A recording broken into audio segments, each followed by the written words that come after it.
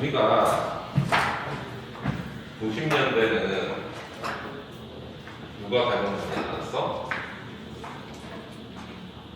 2000년대는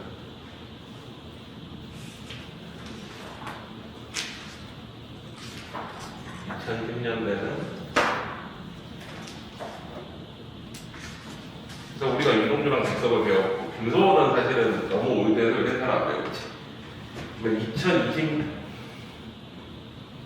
2020년대는 누가 메인일까 봤을 때 보통은 우리가 꼽을 수 있는 게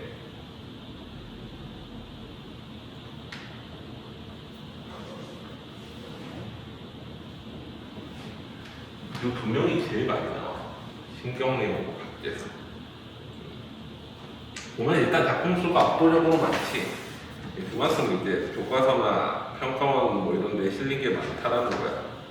그래서 오늘 해야 될 작품 수가 아주 어마어마하게 많고, 신경내는 보통 요즘 2020년대 들어와가지고 이제 수능 연기교재에 한 작품은 무조건 싣고 두 작품 실을 있는 작가야. 그래서 작품이 되게 수가 많아. 일단 송수건부터 가보자. 124페이지까지. 아니 이 중에서 우리 배운 거 뭐 있냐? 봐봐.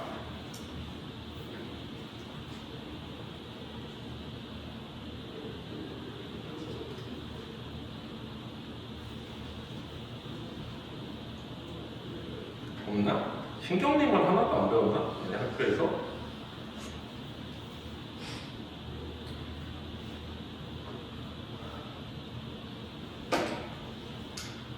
없니보였나? 하나도 없는 것 같지? 빼먹을 게 없네. 다 해야 되겠네. 자, 그래서 오늘 124페이지까지부터 해서 세촌에 가는 거지.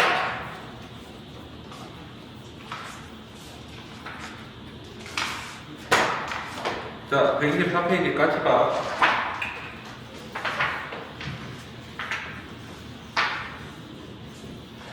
화자는 거기 보면은 표면에 나오니? 표면에 나오지는 않지. 근데 이제 청자는 표면에 나오지. 아이들, 라고 얘기하니까.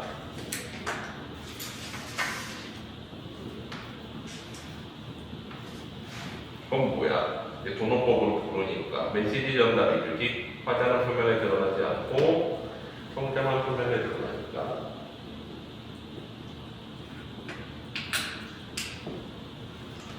화자는 표면에 드러나지 않는데 까치밥을 까는 아이들을 바라보고 있지.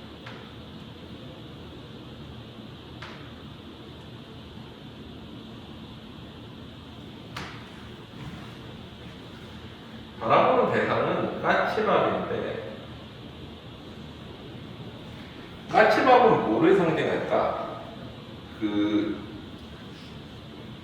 이타적 어떤 사랑 같은 거를 나타내는 거지. 타인을 위한 헌신, 희생, 또 타인을 위해서 도움을 베푸는 거, 이런 거를 의미하면서 이 까치밥과 유사한 것들이 여기 나오는데, 거기 보면은 뭐야? 집신, 나그네를 위한 집신이라던가,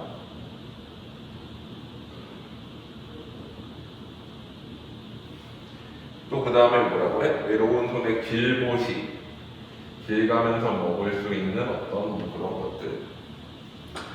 그리고 또 따뜻한 등불이라고 표현하기도 했지.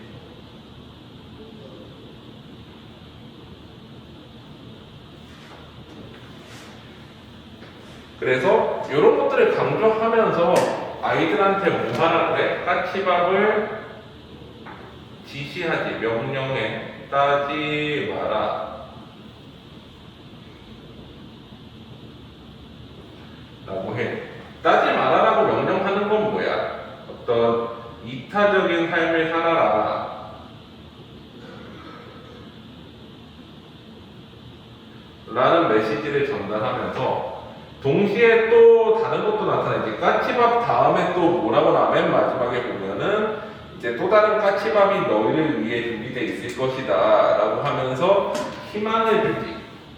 연민과 희망을 주는 메시지를 같이 전달하고 있어. 그래서 주제의식은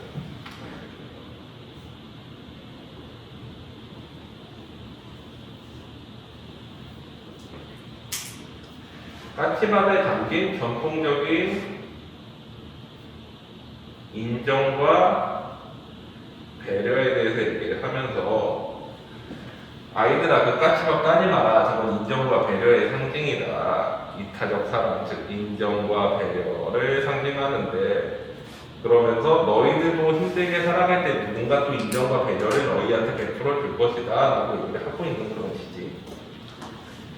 자 그래서 보면 고향이 고향인 줄도 모르면서 라고 표현을 했지. 이거는 왜 고향에 돌아와서도 고향의 위치를 모르면서 고향의 전통적인 인정을 모르면서 이런 뜻이지. 즉 까치밥의 의미를 모른다는 거야. 까치밥의 의미를 모르면서 긴 장대 휘둘러 까치밥을 따버리면 까치밥은 뭐야? 까치한테 먹으라고 감을 다 따버리지 않고 일부를 남겨놓는 거지. 배려의 상징인데 그런 서울 조카 아이들이야. 서울 조카 아이들은 이제 인정을 모르는 애들인 거지. 그래서 동호법 청자가 됐지. 그 까치밥 따지 말라. 남도는 이제 뭐 전라도나 경상도를 얘기하지. 남도의 그 겨울 하늘만 남으면 우리 마음이 얼마나 허전할까. 인정과 배려가 사라지면 세상이 허전할 거라는 거지.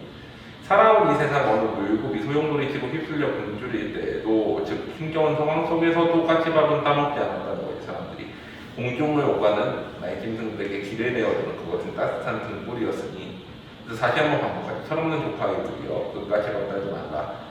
사랑방 말꾸지에 집신 몇 쪽 걸어놓고 할아버지는 무덤 속을 걸어가시지 않았냐. 위화법이지. 할아버지가 무덤 속을 걸어갔다는 거는 죽었다라는 건데 사랑방 말꾸지에 집신을 걸어놨다는 거는 사랑방은 손님 받는 방이잖아. 손님 받는 방에다가 집신 몇 개를 이제 저걸로 걸어놓은 거지. 필요한 사람들 가져다 쓰세요 하고서 걸어놓은 건데 그 집신 덜어는 외로운 길손의 길보시가 되고 뭐야. 이제 외로운 나그네들이 그걸 가져다가 도움을 받았고 한밤중 동네에 컹컹 기자 그 집신 짊어지고 아버지는 새벽 그만과 독경을 넘기도 하였느니 아버지가 할아버지가 만든 거 가지고 넘었다는 게 아니라 또 도망가 국경 넘었을 때 아버지는 또 다른 사람의 도움을 받아가지고 거기를 건널 수 있었다라는 거지. 인정과 배려를 받아서.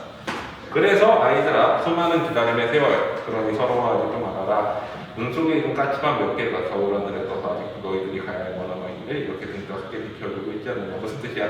아이들아 너희도 살아가다 보면 누군가 이타적인 배려를 받을 수 있을 것이니 까치에 대한 이타적 배려를 따지 말아라. 없애지 말아라 라고 얘기를 하고 있는 거지. 이해되니? 괜찮지? 오케이 다음으로 가자.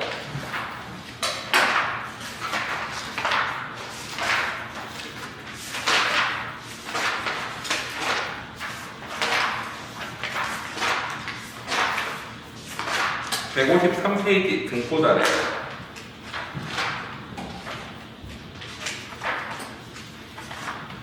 146페이지 나팔 먹었다. 보이는 괜찮아? 상태가 좀 안 좋아 보이는데 괜찮아. 자 146페이지. 자 거기 화자 표면에 나와? 화자는 표면에 안 나오는 거 같지? 나팔 곳을 그냥 봐서 성자도 표면에 안 나오지. 이미 이제 상황을 잘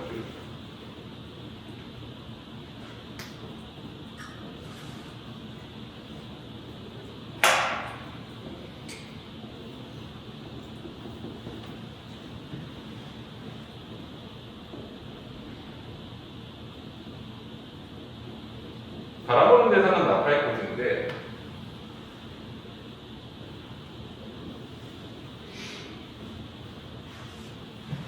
나팔꽃은 끊임없이 뭔가 계속 하늘 이상에 자라나고 있지. 그래가지고 나팔꽃을 바라보면서 어때? 경탄 깜짝 놀라. 그러면서 어때? 자기 자신을 돌아보지. 처음에 나팔꽃을 바라보다가 그 다음에 뭐로 바뀌어? 우리로 바라보는 대상이 바뀌지. 나팔꽃은 어때? 끊임없이 자라고 있지.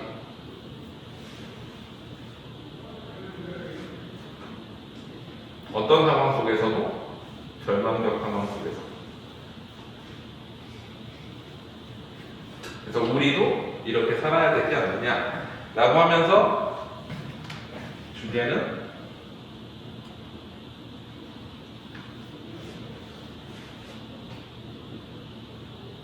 끊임없이 뻗어가는 나팔꽃을 보며 느낀 인생에 대한 성찰이지.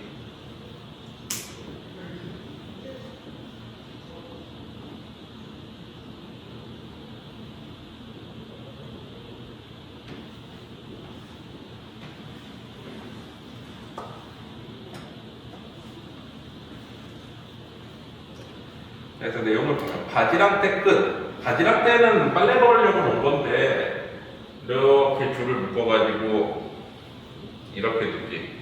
여기다 이제 빨래도 걸고 옷도 걸고 이렇게 하는 건데 여기 이제 나팔꽃이 타고 올라가잖아. 덩굴 식물이지.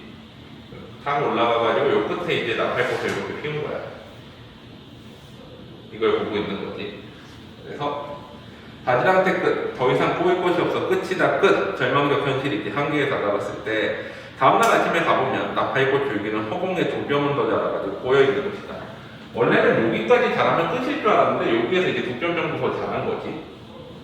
자, 그 다음에 움직이는 것은 아침 구름 두어 점, 이슬 몇 방울 뿐이었고 더 움직이는 바지락대는 없을 것. 바지락대는 움직여서 더 높여놓곤 하지 않을 것인데 그런데도 다음날 아침에 나가보면 덩굴송까지 나와서 허공을 감아지고 바지락대를 찾고 있고 그렇고 이제 포기하고 돌아설 때가 됐다라고 생각했는데 나중에 다음날 아침에 가면 가냘픈 줄기에 두세 개의 종, 뭐야? 나팔꽃을 의미하지. 나팔꽃까지 메어 달고는 아침 하늘에 은은한 종소리를 퍼내고 있는 것이다. 자, 이거는 뭐야? 어떤 역경, 한계를 극복하고 더 나아가는 상황을 얘기하지. 그래서 이젠 더 보일 것이 없다고 생각되었을 때 우리의 아픔도 자, 나팔꽃에서 누구를 생각해? 우리를 생각하죠. 우리 항상 그렇잖아. 시는 그 대상이 아니라 다 인간에 대한 거라고 했지. 그래서 우리의 삶에 대해서 빗대어가지고 우리의 아픔도 한 번 더 길게 꼬여서 푸른 종소리는 뭐야? 희망을 상징하지. 이 성찰을 하면서 이 나팔꽃이 끊임없이 자라서 우리도 이제 푸른 종소리를 낼 수 있을 것이다. 푸른 종소리는 뭐야? 공감각이지? 청각의 시각화.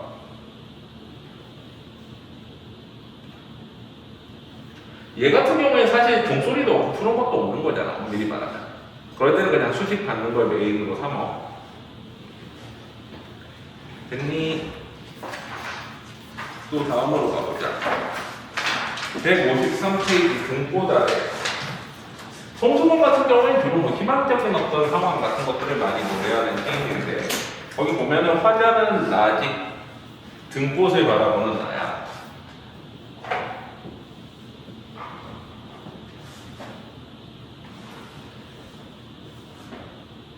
등꽃이 뭐니? 등나무 꽃이지. 우리 등나무는 우리 갈등할 때 그 갈등이잖아. 그 갈등은 뭐야? 칡나무 갈에다가 등나무 등 해가지고 둘 다 꼬여가지고 이렇게 막 자라는 식물들이어서 이제 인간 사이 관계가 꼬여있다고 해서 갈등이라고 부르는 거지. 등나무는 주로 어때? 의자 만들 때도 쓰고 그 다음에 이제 벤치 같은데 그 위에 뚜껑에다 올리는 나무이기도 하지. 어떻게 달려? 보통 이렇게 타고 올라가가지고 위에 이제 꽃이 열리는데 꽃이 포도송이처럼 연보라빛 숭이가 이렇게 포도송이처럼 열려 꽃이. 그래서 이 등꽃을 바라보고 있는 거야. 청자는 따로 없지. 그러면은 독백을 보겠지.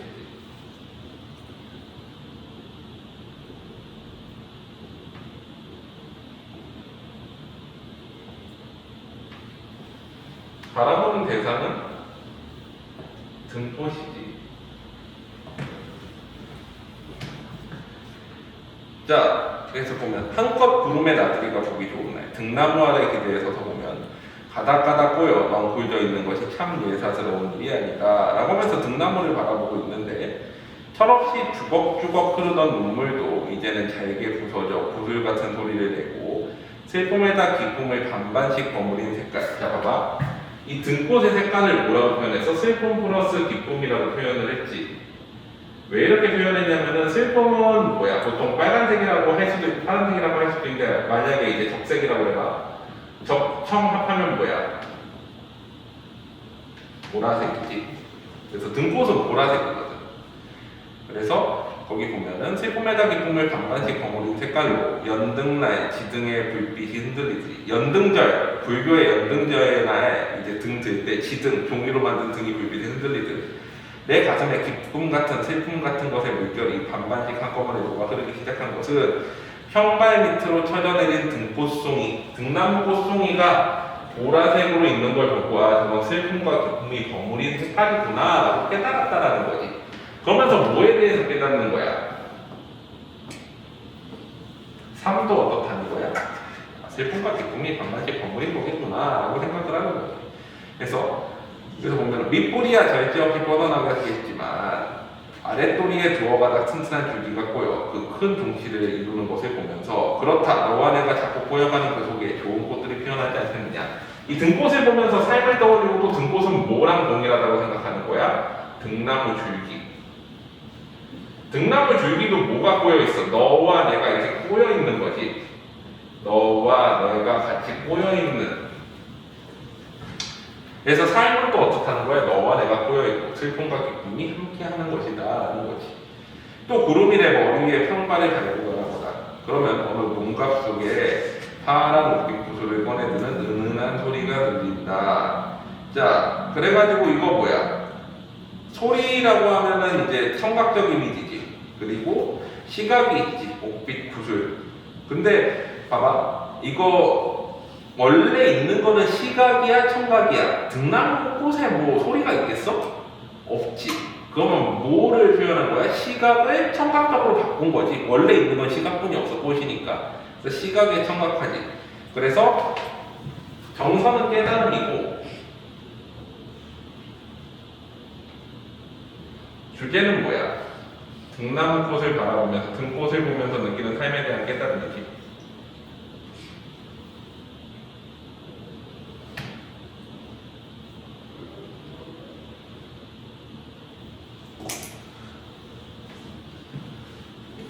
그래서 삶은 너와 내가 함께 이루어져 있는 것이고 슬픔과 기쁨도 다 함께 있는 것이다 라고 얘기를 하고 있는 시야.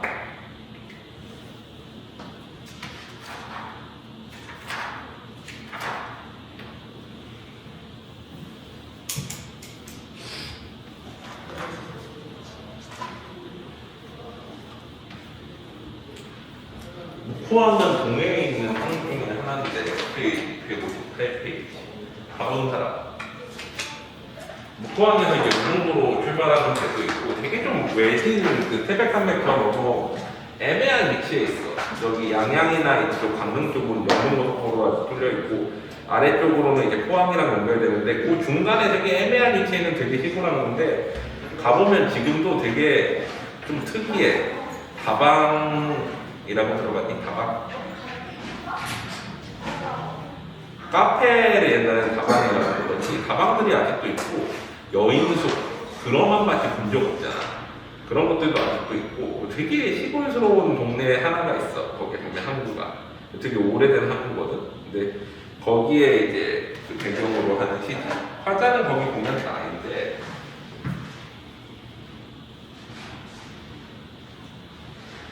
이모와 함께 이모부 무덤을 찾아가자. 고모와 함께.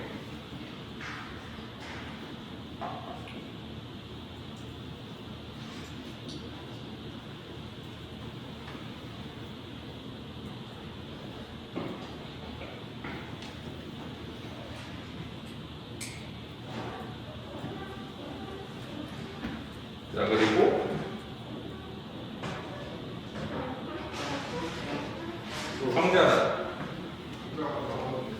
성자는 거기 보면 따로 없으니까 이렇게 보겠습니다.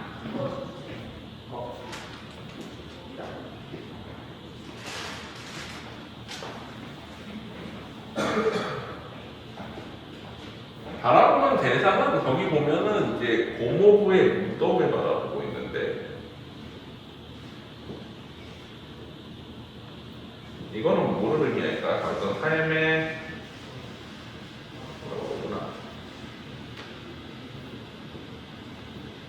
삶의 힘겨움, 한 이런 거를 상징한다고 봐. 왜냐하면 이 고모부는 어떻게 생계를 위해서 이사를 왔어. 그리고 배를 타다 죽었지. 그래서 어때? 시체도 손실했어. 시체도 못 찾았어.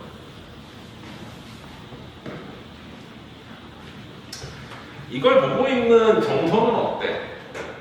화자의 정서는 고모의 슬픔에 공감하는 거야.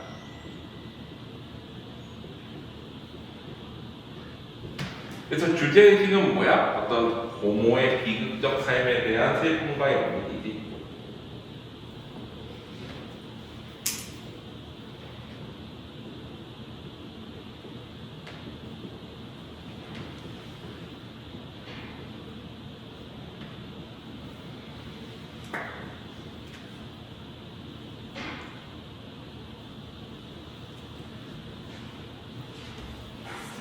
비가 오는 날 고모를 따라 고모부의 무덤에 갔다. 검은 배들이 꿈틀거리고, 검은 배들이 꿈틀거린다는 거는 이 어두운 분위기를 더 고조시키지. 비 오는 날도 그렇고.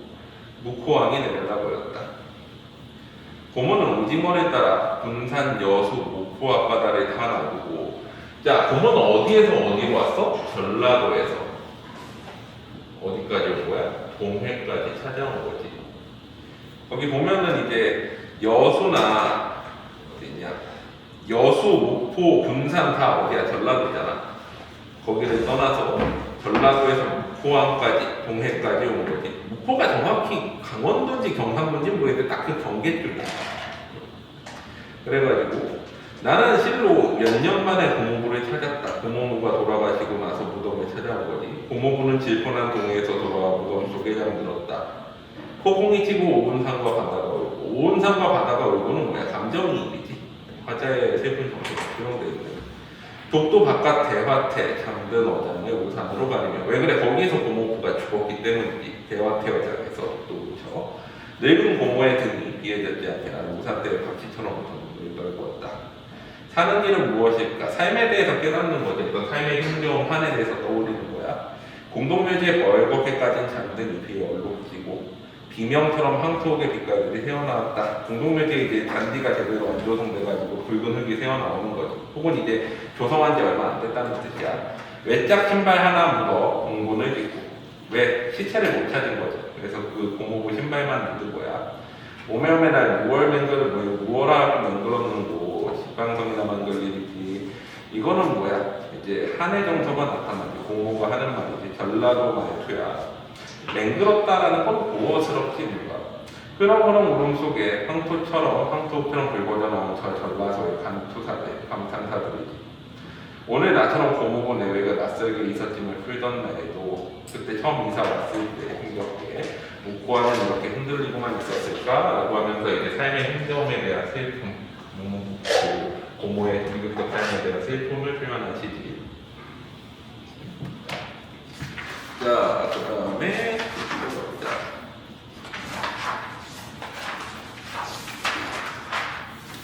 170페이지 3분의 1이에요.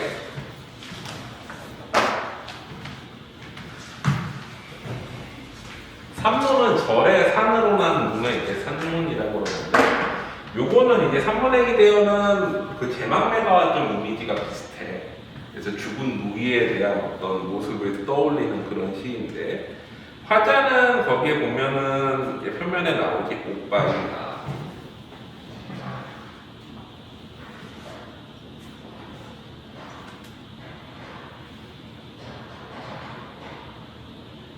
청자는 누이야라고 부르잖아. 그러면 이건 도농법이라서 청자가 돼야 되는데 누이는 어때? 죽었네? 그럼 부재네? 그럼 뭐야? 독백체겠지.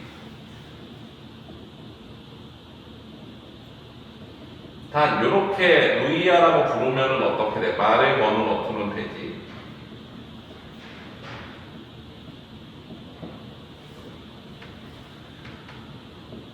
바라보는 대상은 죽은 누이지. 근데 죽은 누이의 이미지들을 표현을 해서 이 죽은 누이가 재생, 다시 살아 돌아오는 이미지를 떠올리는 그런 식으로 나타나.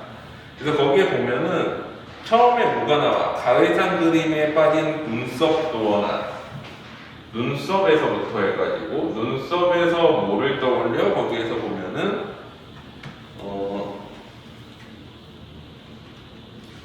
즈문밤의 강이 일어서다라고 표현을 하지. 재생의 이미지를 표현하고, 그 다음에 물고기같이 살아오다, 그리고 산다와를 꺾고 스스럼없이 건넨다라고 표현을 하지.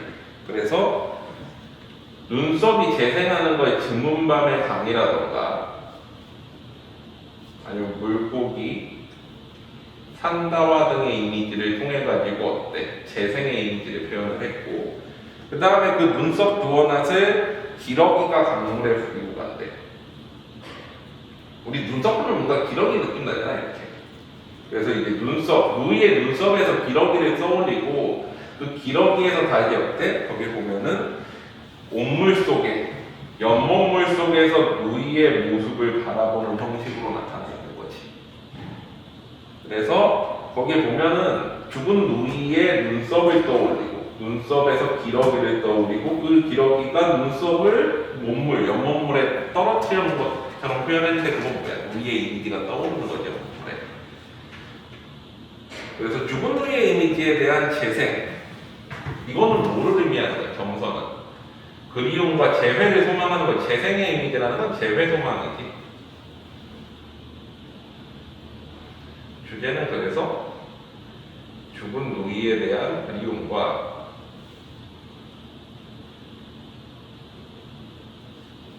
재회 소망이 되겠지.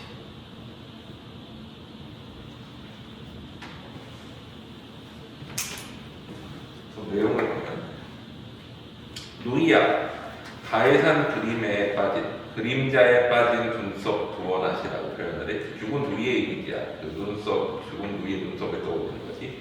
지금도 살아서 보느냐라고 하면서 이제 말을 걸어놓도록 하지.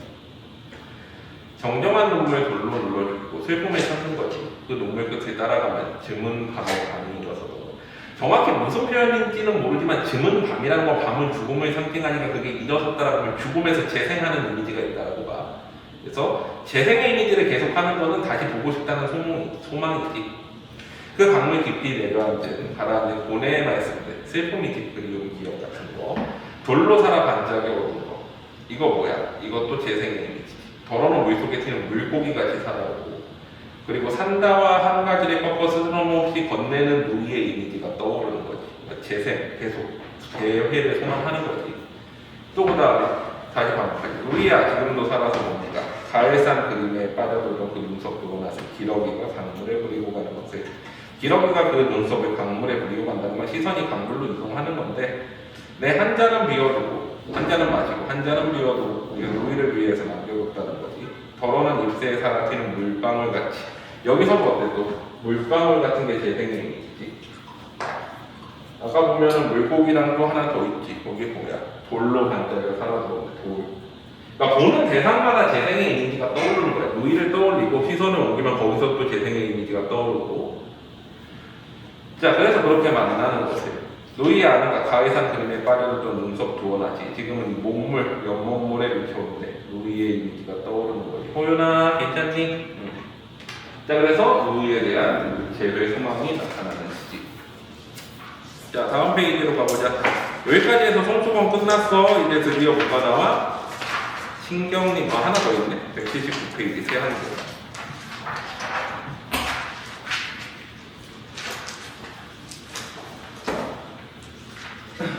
자, 송수건 세안도 있지. 세안도 두 종류 있지. 지난번에 한번 배웠던 세안도 기억나? 뭐였냐? 고재종 세안도인가? 그치. 거기서 나왔던 그림 그대로 나오지. 요거는 기억나지? 추사 김정희가 자기 제자가 자기가 제주도 유배했을 자기 제자가 청나라에 이제 사진으로 갔다가 자기 원하는 책들 사다 주니까 고맙다고 그려준 추이는 모습을 표현한 그런 그림이지. 근데 지난번 세안도는 거기에서 뭐를 했었어? 농촌의 어떤 환경을 거기다가 집어넣잖아. 농촌에 대한 어떤 그 농촌 문학의 비판의식 같은 것들. 근데 여기서는 그냥 그 그림 자체를 이미지로 표현한 시야에서 세한도를 바라보는 이지 하잖아. 표면에 드러나진 않는데 세한도를 바라보고 있어.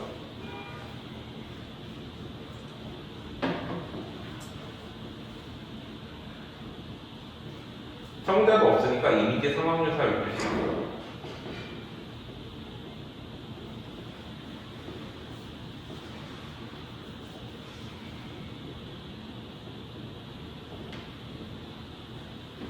바라보는 대상은 세한도인데 세한이라는 뜻 자체가 뭐야? 두 가지 의미가 있지. 세해춤이라는 뜻도 있고, 이 추위를 다시 어때? 극복한다는 이미지도 있어. 추위에 대한. 그래서 정서는 딱히 표면에 드러나진 않지. 딱히 표면에 드러나진 않지만 따숩다라고 보니까 뭐야? 거기에 대한 감상, 긍정적 인식 같은 것들이 나타나지. 따숩다라는 표현에서. 그래서 주제는 뭐야? 세안도를 보면서 느끼는 감상인데 그 감상이 어떤 내용인지 한번 보자.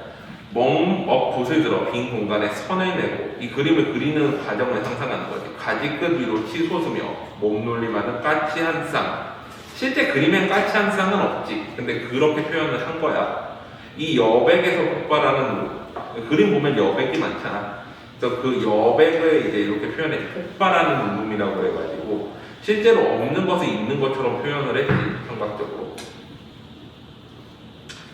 또 먹 봇을 들어 빈 공간에 서내낸다.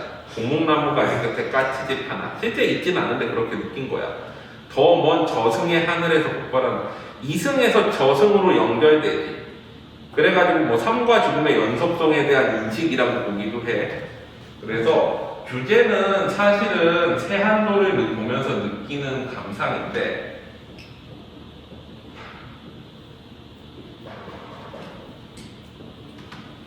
여기에 삶과 죽음의 연속성을 담는다라고 표현을 해. 사실 이 시인이 어떤 의미로 썼는지 모르지만 평가하는 사람들은 그냥 삶과 죽음의 연속 이거를 표현했다라고 봐. 저승의 하늘에서 폭발하는 꿈이라고 해서. 그래서 시의 느낌을 그렇게 표현하고 한 폭의 그림이 질화로 같이 따숩다 해서 긍정적인 인식이 나타나는 거지. 그래서 여백의 미가 뭐를 얘기하는 거야? 이 세한도에서 가장 중요한 부분은 뭐야? 여백이고 그 다음에 이거를 뭐를 통해서 표현했어? 까치라는 실존하지 않지. 까치와 까치집을 통해서 표현하는데 그림에는 이거는 나오진 않아. 근데 이런 게 있을 것이라고 가정하면서 여백을 강조하고 이 여백을 통해 가지고 뭐라 그래? 거기 보면 폭발하는 얼음.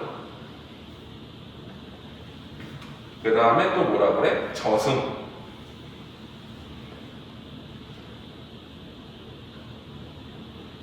그리고 따숩다. 이런 키워드를 통해 가지고 이 여백에 대해서 평가를 했지.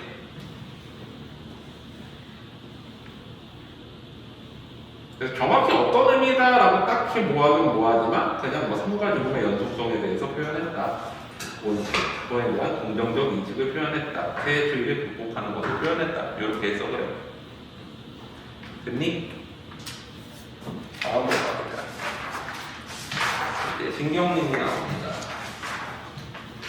신경님은 뭐 농촌 문제에 대한 인식도 되게 많이 얘기했고 그 다음에 이제 되게 토속적이고 향수적인 시어들을 되게 많이 쓰기도 하고 여러 가지 이제 시들을 많이 썼어. 지금도 살아있지 신경님.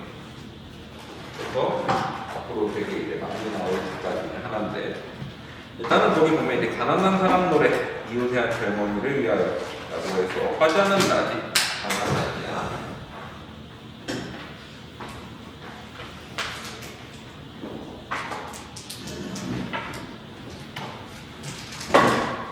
자, 가난한 이이고 거기에 보면은 청자 거기 너라고 나오잖아. 근데 너는 부재하는 대상이지. 청자는 너인데 너는 부재하지. 그러면 대화체는 아니야. 사실은 독백체 고백체지.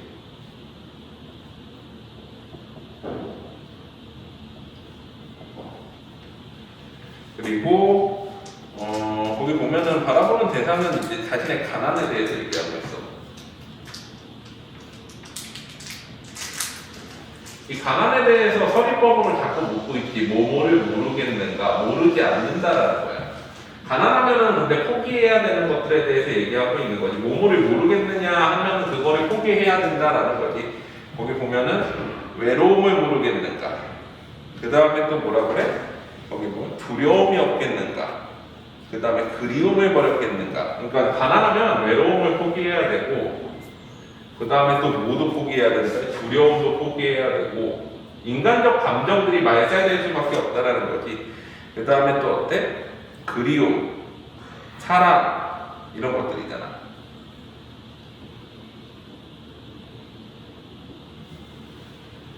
인간적인 감정들이잖아.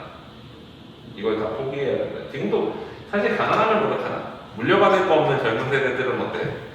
결혼도 포기하고 자식도 포기하고 뭐 다 포기하지. 3포 세대라고 그러잖아. 4포 세대라고 그러기도 하고. 가난하면 어쩔 수 없다라는 거야. 그건 옛날부터 그랬던 거고. 그래서 이제 그거를 얘기를 하고 있는 거지. 그래서 정서는 사실은 이거에 대해서 이게 당연한 거야 라고 얘기하고 있는 게 아니지. 슬픔. 그 다음에 뭐야? 일종의 비판 의식도 가지고 있잖아. 이런 문제에 대해서 이건 잘못된 거다라고 얘기를 하고 있는 거야. 그래서 이제는 가난 때문에 인간적 감정들을 어려워하는 현실에 대한 슬픔과 표면에는 슬픔만 나왔지. 근데 사실은 이걸 쓴 이유는 슬픔과 비판이지. 거기에 대해서 비판하고 싶은 거지. 왜 이래야 되느냐라고 얘기하면서. 자, 그래서 내용을 보면, 자, 가난하다고 해서 외로움을 모르겠는가? 서리법을 계속 반복하고 있지. 반복과 변주라고 그러지, 이런 거는. 반복을 하면서 변화를 주는 반복과 변주. 변주 내지는 변조라고 그러기도 하지. 너와 헤어져 돌아오는 눈 쌓인 골목길에 새파랗게 달빛이 쏟아지는데 가난하다고 해서 또 두려움이 없겠는가? 두려움도 있겠다는 거지. 두 점을 치는 소리. 이거는 이제 새벽 2시를 나타내는 거야. 방검대원의 호각 소리, 일미목살의 소리에 눈을 뜨면 육중한 기계 굴러가는 소리. 이거는 뭐야? 어떤 공장에서 일하고 있겠지. 혹은 삭막한 어떤 현대 문명을 상징한다고 보기도 하고, 가난하다고 해서 그리움을 버렸겠는가? 어머님 보고 싶소 수없이 되뇌어 보지만 어머님 보기 힘든 거지. 집뒤 감나무는 까치밥으로 하나 남았을 새빨간 감 바람 소리. 새빨간 감 바람 소리는 그냥 이거는 뭐야? 새빨간 감이랑 바람 소리를 그냥 열거했지. 이거는 그 금감각은 아니야. 그냥 감각의 열거, 복합 감각이지. 그것도 그려보지만 또 가난하다고 해서 사랑을 모르겠는가? 내 볼에 와닿던 내 입술에 뜨거움. 사랑한다고 속삭이는 내 숨결. 돌아서는 내 등에서 터지던 우리의 무릎. 가난하다고 해서 왜 모르겠는가? 가난하기 때문에 모든 것을 버려야 한다는 것을. 그래서 이거에 대한 어떤 슬픔이 나타나는 시지. 자, 그 다음에 또 뒤로 가봅시다. 190페이지 가을 보름달. 이거는 이제 농촌을 버리고 도시로 떠나온 어떤 도시 유인인들, 농촌으로 이제 들어온 농촌에서 도시로 온 유인들에 대한 어떤 슬픔, 그런 것들이 나타나는 실향민이라고 나오죠. 고향을 잃어버린. 그래서 화자는 거기 보면은 표면에 나오지는 않지. 실향민을 바라보고 있기는 해.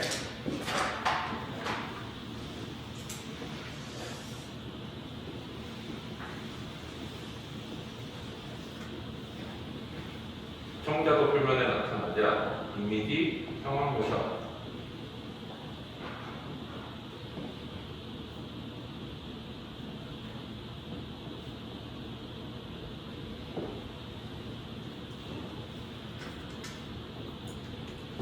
바라보는 대상은 거기 보면 이제 실향민들이지. 고향을 떠나가지고 도시로 서울로 온. 고향에서 도시로 이제 이주해온 실향민들인데, 이거에 대해서 정서를 표현할 때 이 정서를 직접적으로 표현하지 않고 뭐라 그래? 가에 부러운 달이 걸렸다 라고 얘기를 하지.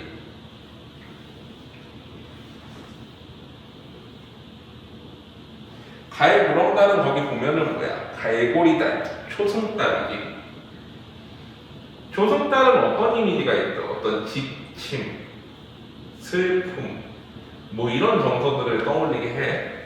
그래서 직접적으로 표현하지 않고 뭐라 그래? 가에 구렁달이 걸렸구나 라고 하면서 이거는 결국에는 뭐를 의미해? 고향에 대한 그리움, 그리고 현실에 대한 슬픔을 나타내는 게 이 이미지인 거고. 그래서 주제의식은 뭐야?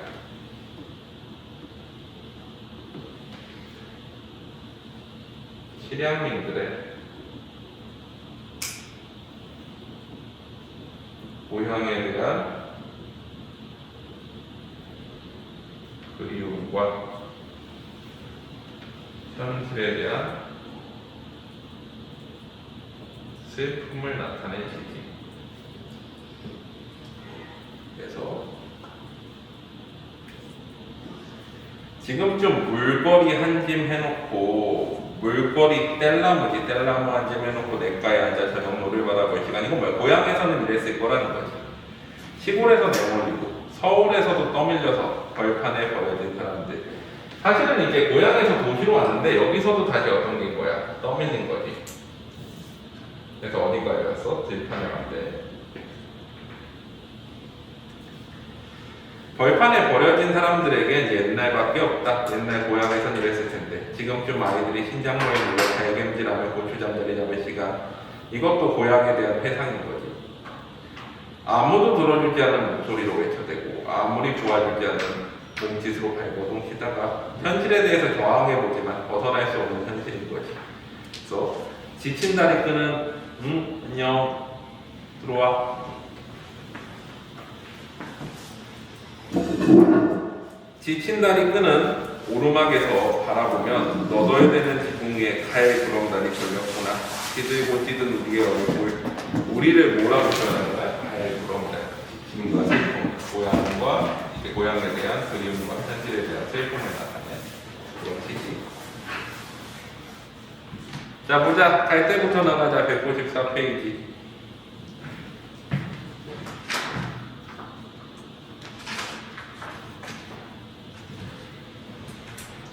자, 화자는 갈대를 바라보고 있지.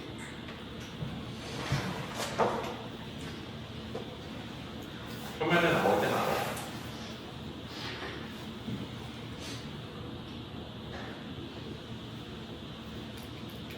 성자도 없으니까 이미지 상황효과가 있거든.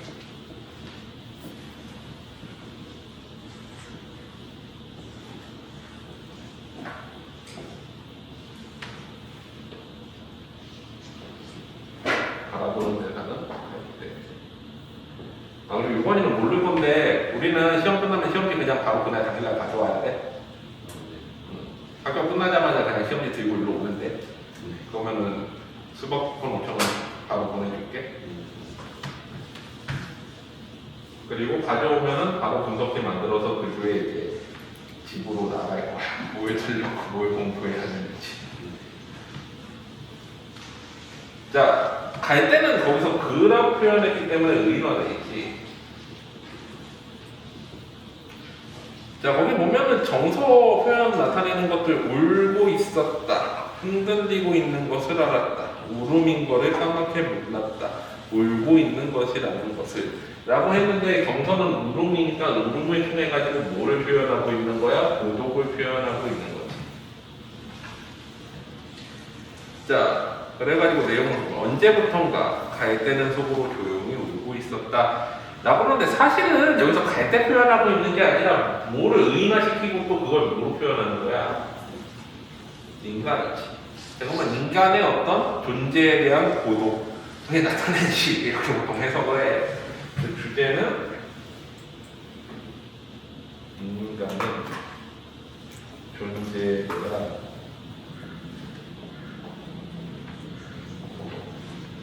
인간은 날 때부터 고독해 라고 쓰면은 시가 아니잖아.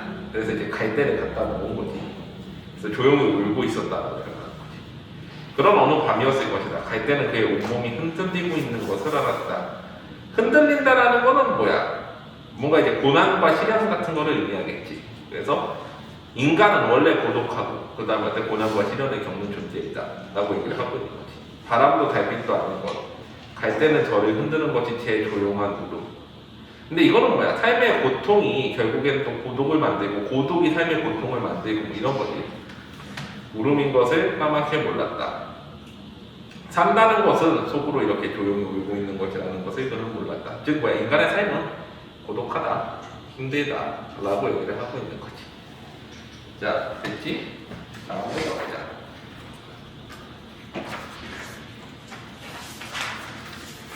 페이지 199페이지 겨울밤. 자, 요거는 이제 농민들의 삶에 대해서 얘기를 하고 있는 우리라고 이게 신경님의 농무랑 더불어서 겨울밤 같은 시들은 농민들의 입장을 대변하는 시야. 그래서 화자는 우리라고 나오는데 농민들이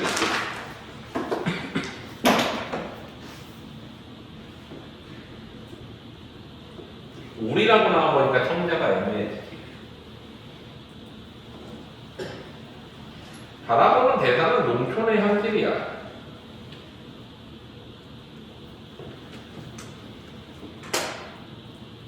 여기에서 정서는 뭐야? 힘겨움, 그 다음에 체념 같은 것들이 나타나지.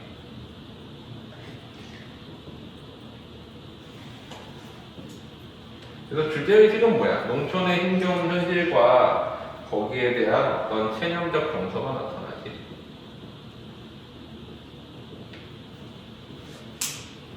농촌의 힘겨운 현실에 대한 체념.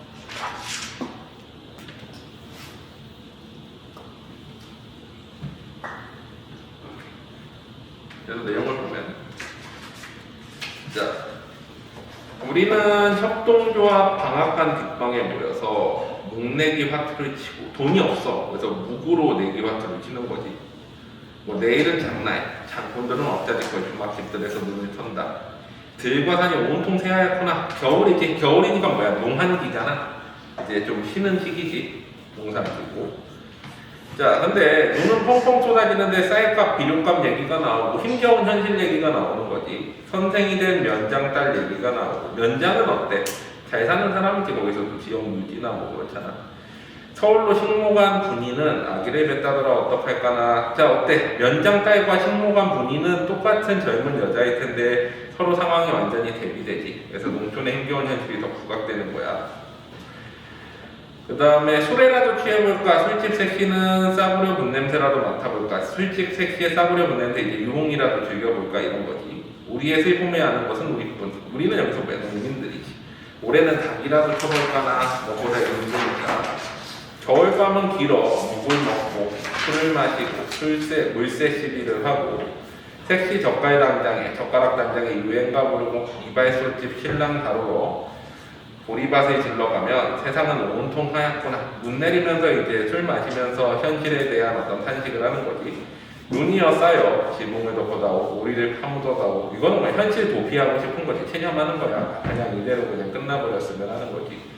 오종대비의 치마를 눌러쓰고 숨은 저 계집들한테 연애 편지라도 띄워볼까나. 우리의 괴로움에 아는 것은 우리뿐. 올해는 돼지라도 먹여볼까나 하면서 이제 현실에 대해서 체념하지. 농촌의 힘겨운 현실에 대해서 어쩔 수 없다 그러면서 이렇게 체념하는 것이야. 자, 그 다음에 그 옆에 고향길로 한번 나가봅니다.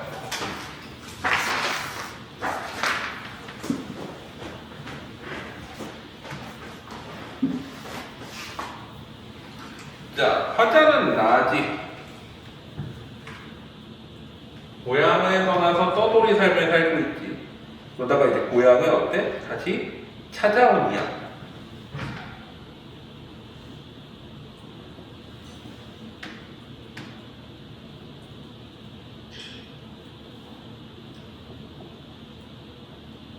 정자는 없으니까 그렇게 보겠지.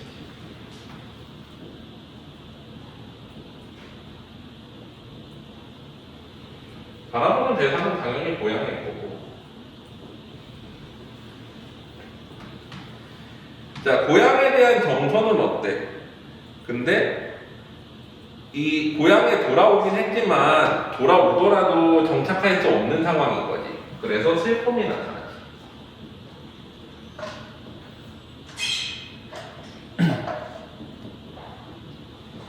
고향은 어떤 곳이야? 정착할 수 없는 곳이지.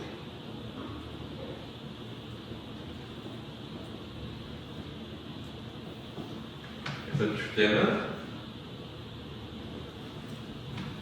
이제 고향에 머물지 못하고 떠돌아다니는 슬픔이지.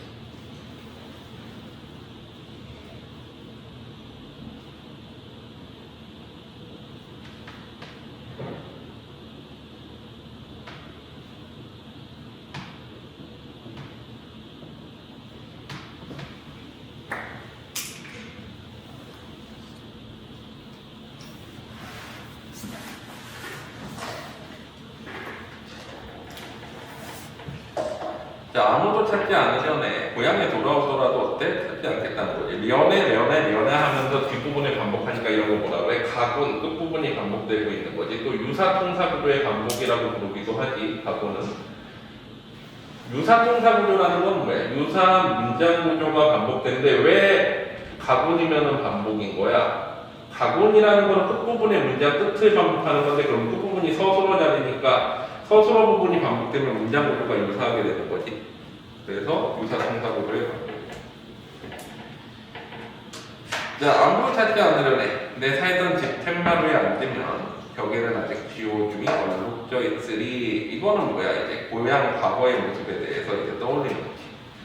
담 너머로 늙은 소유나무잎이 날리거든. 두레박으로 우물물 한 모금 떠마시고 가위소리 요란한 엿장수. 엿장수는 뭐야? 떠돌이의 삶이지. 떠돌이의 삶이 돼요. 고추장자리 새빨간 노을길에 서성이려네. 무슨 뜻이야? 이제 고향에 정착하지 못하고 떠돌이로 살아야 한다는 거야. 감석 깔린 장기는 피하고 이제 돌 깔린 장기를 피하고 사람 많은 거 피해간다는 거지. 내 좋아하던 국민신집 딸아이가 술을 틀고 앉았던 가게방으로 피하고 왠지 그런 사람들 만나면은 또 이제 정착해야 될 것 같고 뭔가 자기의 서글픈 삶이 떠올릴 테니까. 그래서 두엄두엄 수북한 최전마다 금줄기 찾는 허망한 금정꾼이 되어서 이제 금줄기 찾으러 다니는 떠돌이가 되어서 또 떠돌아다니고 있다는 거지. 초저녁 하얀 달을 보며 거닐려네. 장국밥으로 깊은 허리 채우고 읍내로 가는 버스에 오르네. 고향에 떠나겠다는 거지. 쫓기듯 도망쳐 살아온 이에게만 삶은 때로 애달기라고 하지. 나는 고향에 정착할 수 없는 상황이야. 왠지는 모르겠지만 그래가지고 고향에 떠나야 되는 삶이 애달프다라고 직접적으로 표현하지. 긴 능선 검은 하늘에 바뀐 별을 보며 길 잘못 든 나그네가 되어 떠나려네. 그래서 어때? 고향을 떠날 수밖에 없는 애달픈 삶에 대해서 노래하시지. 직접적으로 정보 표현하시지. 자, 그 다음에 또 들고 가보자. 자, 페이지 208페이지 끊어진 페이지 서론에서 이거는 통일에 대한 어떤 소망을 나타낸 그런 식거든. 딱 봐도 끊어진 트랙을 하니까 어때? 통일을 염원하는 그런 내용이 나오겠지. 화자는 거기에 보면은 표면에 나오진 않는데 이철홍 씨 이야기를 전달하고 있어.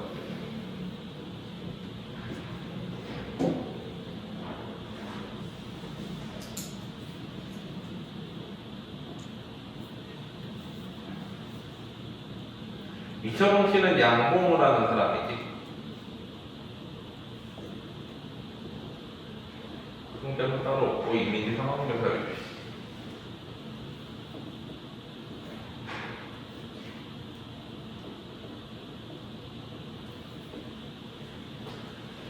바라보는 대상은 이철홍 씨의 이야기인데 이철홍 씨는 지금 양봉을 하고 있는데 뭐와 대비돼? 이 양봉에서 벌들이 어디에서 꿀을 가져와? 남과 북 양쪽 다 꿀을 가져올 수 있는 거지. 이 꿀을 가져오는 게 남과 북에서 둘 다 가져오는 거야. 근데 이거와 대비되는 게 뭐야? 인간은 남북이 분단돼 있잖아.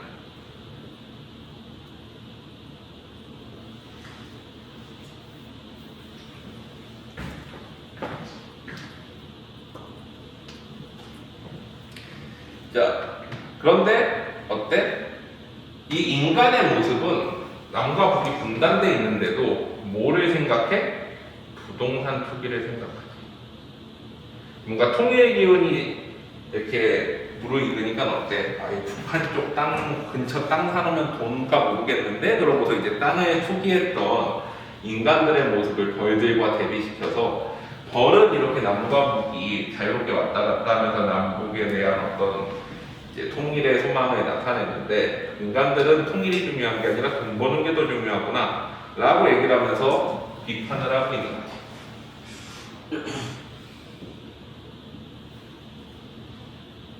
그래서 주제는 통일보다 돈이 먼저인 인간들에 대한 비판.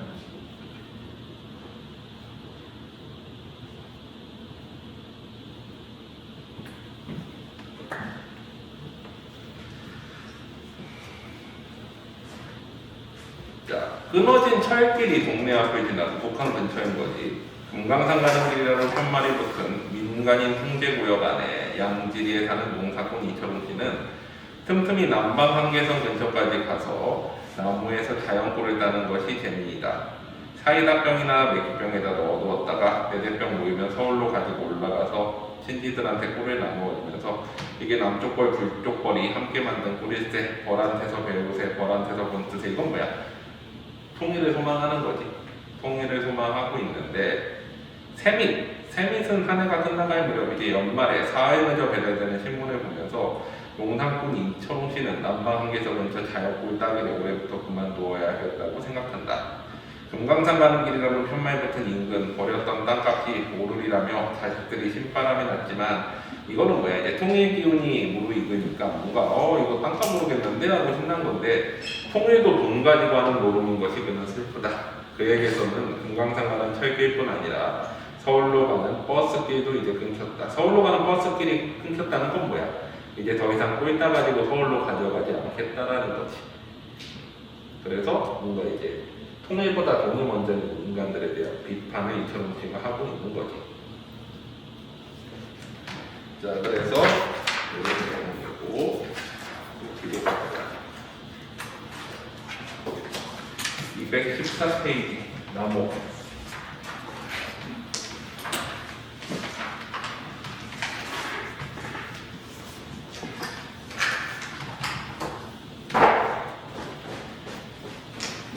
자, 화자는 이제 남옥의 모습을 바라보고 있지. 성자도 따로 없으니까 이미지 상황묘사를 해주지.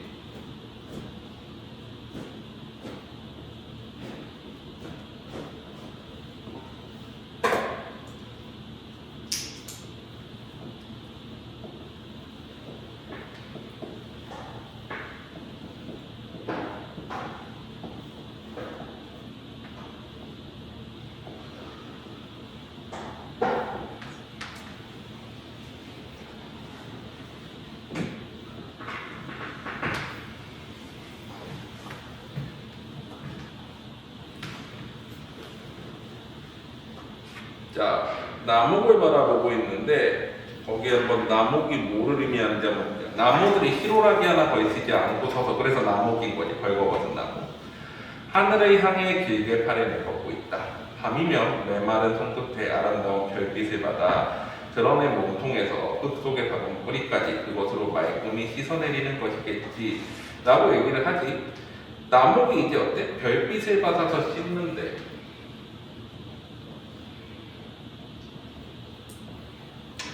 자, 별빛은 뭐를 상징해? 어떤 순수, 이상, 뭐 이런 거를 상징하기 때문에 뭔가 좋은 걸로 이제 씻어내린다라고 얘기를 하고 있는 거야, 나목을. 자, 그러면서 터진 살갗에 새겨진 고달픈 탐이만 뒤틀린 허리에 베인 구질구질한 나날이야. 부끄러울 것도 숨길 것도 없이 한밤에 내려 몸을 뒤덮는 눈 따위. 자, 여기에 보면은 이 나목은 뭐를 겪어왔어? 고난과 시련을 겪어왔지. 그리고 그걸 덮는 게 눈이야. 근데 그 눈도 시원스럽게 털어버렸대. 이거를 덮어주는 게 눈인데 눈도 털어버린 상태야. 그래서 다시 알몸이 되겠지만 알고 있을까 그들대로 부둥켜 안고 온몸을 떨며 깊이 울음을 터뜨릴 때 멀리서 같이 우는 사람이 있다. 이 나목이 이렇게 할 때 뭐가 있는 거야? 같이 공감해주는 이가 있다라는 거지. 누군가가. 뭐 이 나목은 나목이 아니라 뭐를 의미하겠어? 인간이지. 인간은 어때? 순수함을 이상을 추구하고 그러면서도 고난과 시련을 겪으면서 슬프게 살아가는데 그거를 어때? 혼자 살아가는 게 아니라 누군가 공감해주면서 같이 살아갈 다른 사람들이 존재한다라고 얘기를 하고 있는 거지. 그럼 주제의식은 뭐야? 나목에 대한 공감인 건데 그러면은 인간의 근원적인 고난과 시련에 대한 공감이 주제의식이지. 나목을 보면서 인간 같다. 참 고난과 시련 속에서 살아가고 있구나. 근데 어딘가 이 공감해주는 사람이 있을 것이다. 그리고 그게 사람인 거지.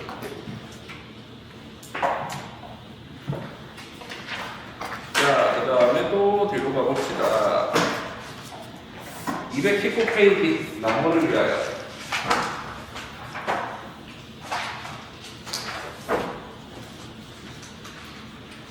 자, 화자는 나무를 바라보고 있지.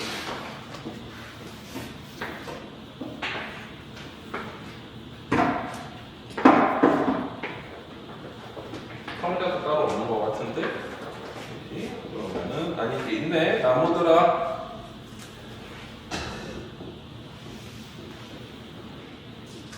번호법으로 불렀잖아.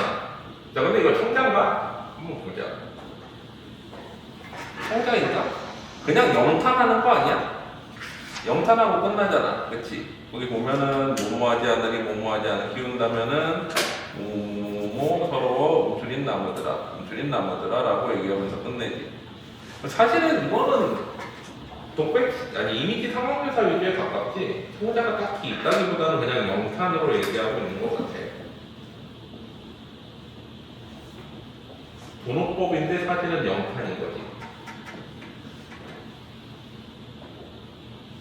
바라보는 대상은 나무이고, 그러면 나무가 도대체 뭐를 의미하는지 봐야 되겠지.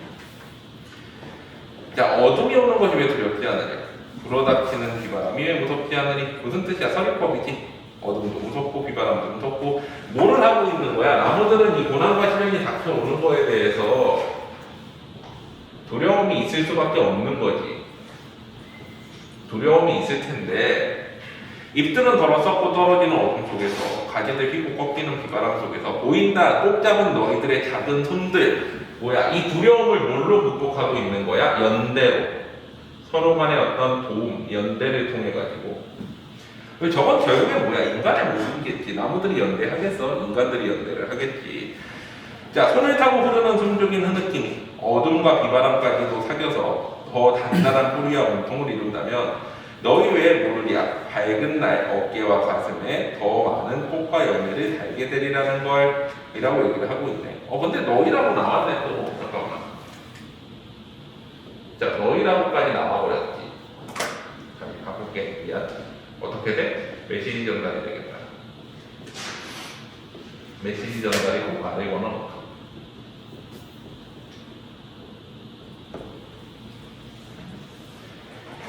자, 너희 왜 모르랴? 너희도 알지 않느냐? 밝은 날 어깨와 가슴에 더 많은 꽃과 열매를 달게 되리라는 거. 이 시련과 고난을 극복하고 나면은 어때? 꽃과 열매를 얻게 될 것이다.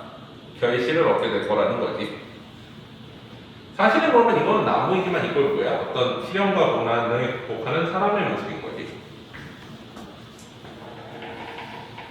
자, 그래가지고 산바람, 바닷바람보다 짓궂은 이웃들의 비웃음과 발길질이 더 아프고 서러워. 이 고난과 시련 중에 모두 있어. 이웃들의 어떤 그 비웃음과 발길질도 있는데 탐비탈과 바위너설에 움츠린 나무들아 다시 고개를 들고 절로 터져나올 꽃과 잎과 꽃 결실이지 그 결실을 얻을 촉과 들판에 때 띄어설 나무들아 라고 얘기를 하고 있지. 그래서 정성은 영탄과 더불어가지고 어때?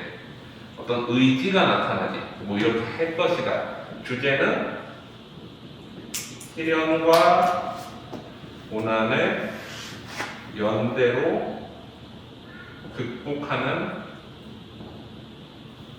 의지를 나타내지.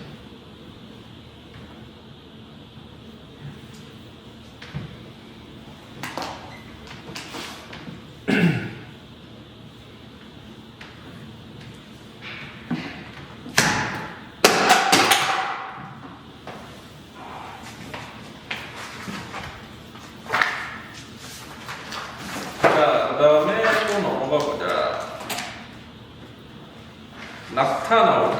222페이지 낙타. 자, 화자는 거기 보면은 표면에 나오니?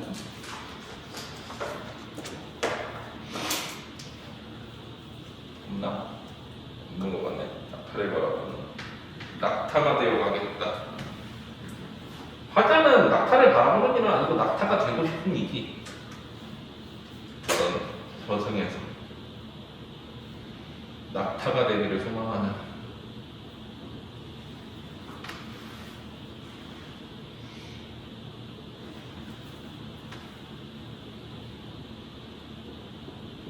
성자도 없으면 이미지 상황을 따르죠.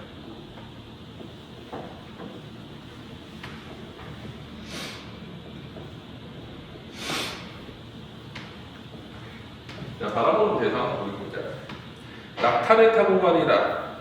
저승길은 별과 달과 해와 모래밖에 본 일이 없는 낙타를 타고 그리고 낙타가 되어 돌아오겠다라고 얘기를 하고 있지. 모래밖에 본 일이 없는 낙타를 타고. 자, 어떤 뭐 이 세상에 어떤 욕심이나 뭐 이런 것과 그 상관이 없는 낙타를 타고 가겠다라고 하는 거는 낙타는 어떤 순수한 존재지.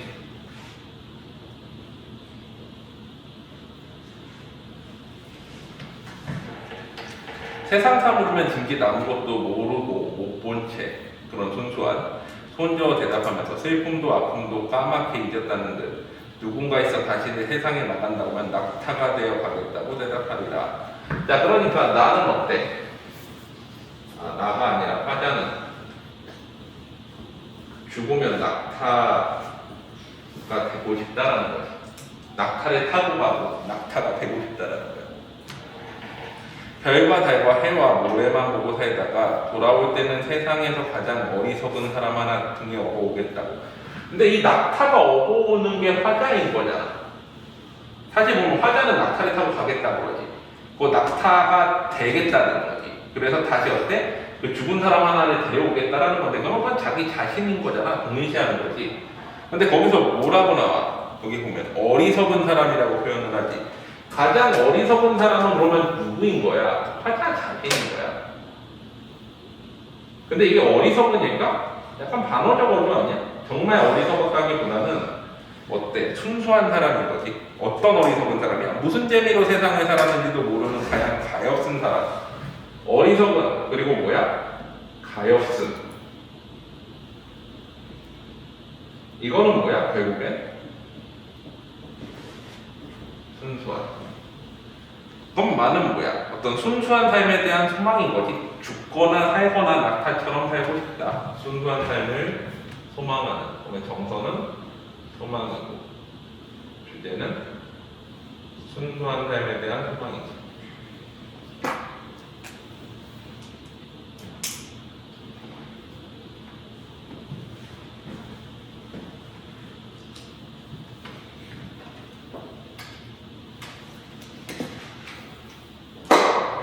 그다음에 또 231페이지 논문은 이 신경문기 중에서도 가장 유명한 시들 중에 하나야. 농민에 대해서 이렇게 다루기도 했고, 화자는 농민이야. 농민, 우리라고 나오고. 그래서 청자 관계가 되게 애매해지지. 바라보는 대상은 농촌 현실이야. 농촌 현실을 거기 뭐라고 표현해? 비료값도 안 나오는 농사라고 표현해.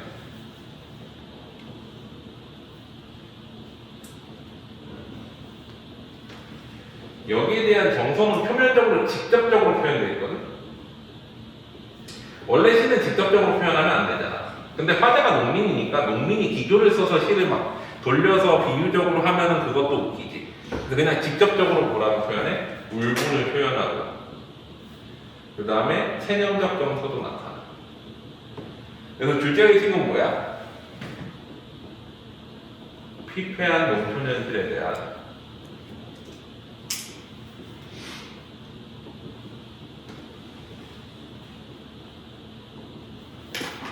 울분과 한이지.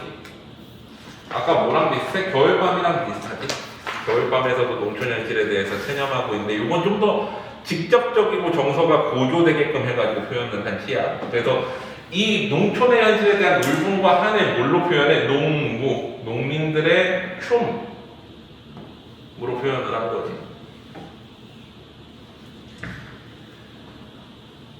자, 내용을 보자. 이거 되게 자주 나오는 시니까 좀 세세하게 분석을 할게요. 이거는 징이 울린다, 비 내렸다. 자, 어떤 뭔가를 시작할 때는 뭐를 쳐? 북을 쳐. 끝날 때는 뭐를 쳐? 코미디 빅리가 옛날에 했던 거. 거기 보면 징맥이 끝날 때 쳐, 시작할 때 쳐. 원래 끝날 때 쳐. 끝날 때 쳐야 돼. 징은 끝날 때 치는 거지. 원래 이제 중간 넘어갈 때 치잖아. 근데 이제 징은 원래 군대에서도 요거는 이제 뭐야, 전진할 때 북을 치라고 그러고 퇴각을 알릴 때 삼국기에서도 뭐를 쳐가지고 퇴각시켜? 징을 쳐가지고 퇴각을 시켜. 그러면 징은 어떤 이미지가 있는 거야? 하강적 이미지가 있고 뭔가 종결했다라는 이미지가 있는 거야. 그러면 어때? 징이 울렸다라는 거는 농촌의 현실이 거의 끝나버렸다라고 생각을 하는 거고, 막이 내렸다는 뭐야? 농무 공연이 막이 내렸다, 농촌의 현실이 끝나버렸다를 의미하는 거야. 반복적으로. 오동나무 전등이 메어 달린 가설 무대에서 구경꾼들이 돌아가고 난 뒤에 텅 빈 운동장에 우리는 분이 얼룩진 얼굴로, 분은 두 가지 해석을 해. 분노 혹은 분장 두 가지로 해석하지. 분노나 분장이 얼룩진 얼굴로 학교 앞 소주집에 몰려 술을 마신다. 자, 그러면 여기 주제의식이 직접적으로 나온 그 다음 문장에 답답하고 고달프게 사는 것이 원통하다. 농촌 현실에 대해서 원통하다라고 직접적으로 표현을 하지. 이런 직접적 표현은 이 화자가 농민이어서 그런 거야. 꽹가리를 앞장세워 장거리로 나서면 따라붙어 악을 쓰는 건 조물애기들 뿐. 왜? 전부 다 젊은이들은 도시로 나가버렸지. 처녀애들은 기름집 담쪽에 붙어서서 철없게 킬킬대는구나. 농촌의 현실을 잘 이해하지 못하는 상황인 거야. 어리기 때문에 하지. 보름따른 말과 어떤 녀석은 꺽정이처럼 울부짖고 어떤 녀석은 서림이처럼 해야 되지만, 꺽정이는 누구야? 꺽정이 들어봤니?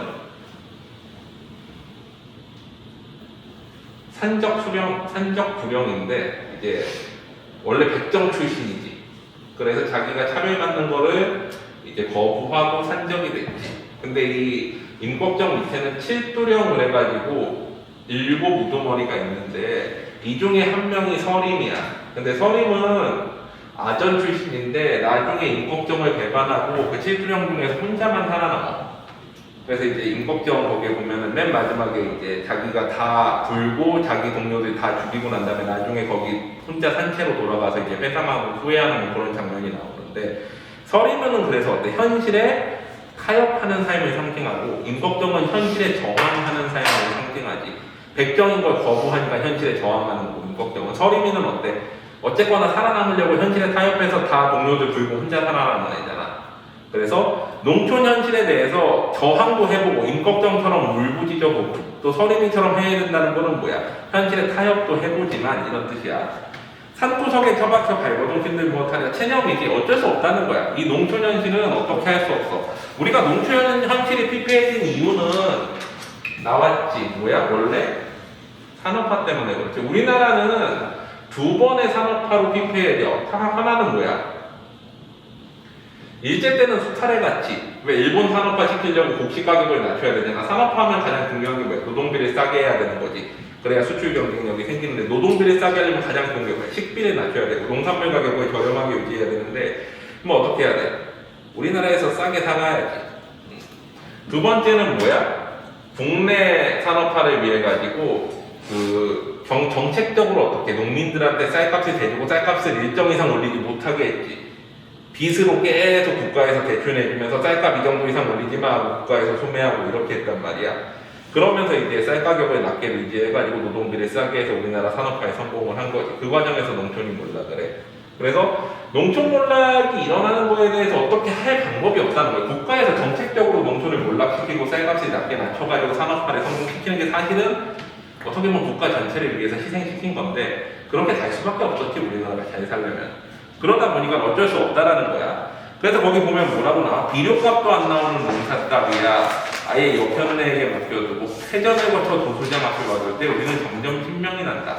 자, 근데 비료값도 안 나오는 농사에 신명이 날 리가 있어? 안 되지. 역설적 표현이 앞뒤가 안 맞아. 하지만 역설법은 아니지. 새로운 의미를 만들어낸 건 아니고, 역설적 표현은 뭐야? 우리 역설적 표현은 보통은 어떨 때 써? A는 마이너스 A일 때 쓰고, 역설법은 변증법의 일종이어서 A는 마이너스 A일 때 새로운 결론이 B를 내놔야 되는 거지.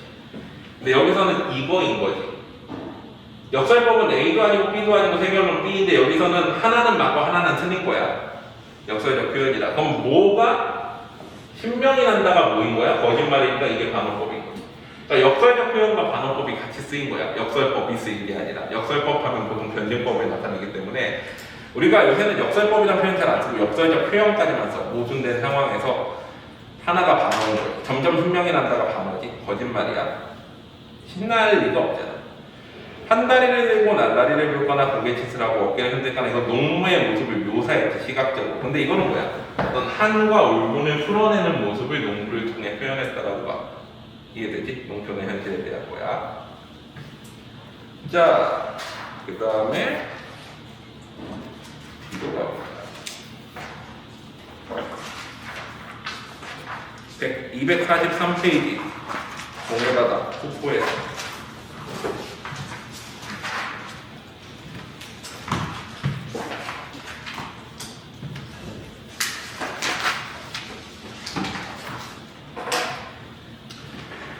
자, 화자는 거기 보면은 어디 있냐? 한번에 나오지 나 동해바다에 내려가.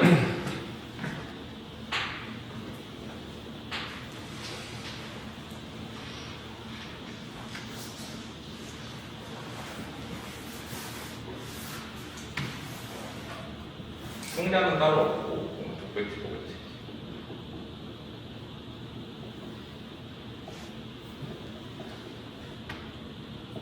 바라보는 대상은 두 개의 바다인데 동해바다는 사실 매개체 역할만 하고 사실 누굴 바라보고 있는 거야? 자기 자신을 바라보고 있지.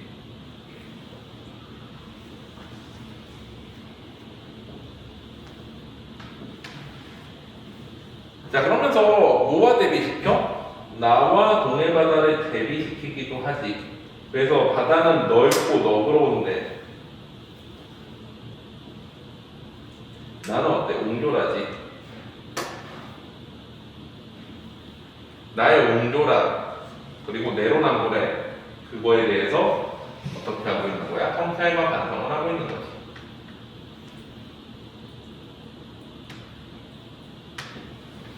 그래서 주제는 뭐야? 너그럽고 포용력 있는 삶에 대한 소망이지.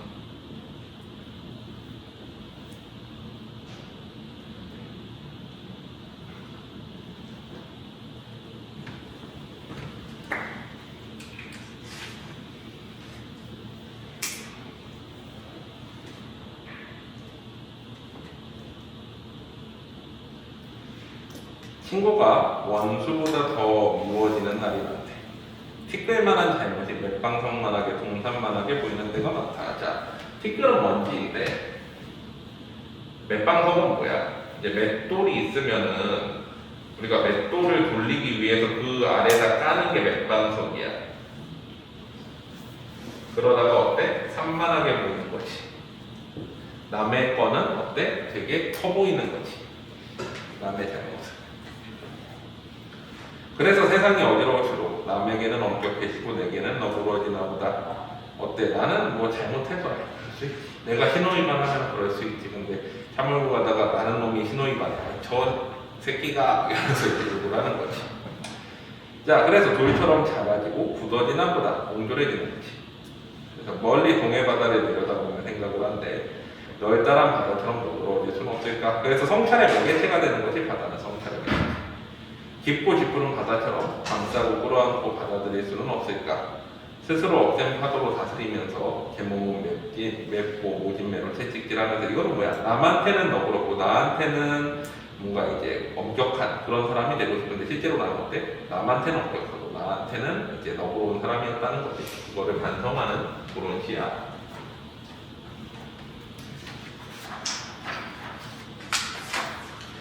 한 번에 그냥 쭉 끝까지 나가 아니면 쉬었다가 한 번에 나가자 손 쉬었다 가자 손 상관없다 손 몇 개 남았냐? 6개 정도 그래가지고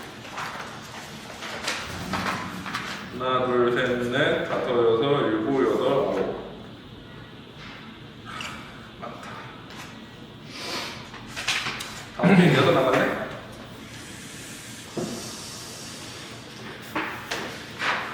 솔직히 문제수는 많지 않거든. 작품당 하나 있거나 없거나 거의 대부분 이렇단 말이야. 과제량은 많지 않은데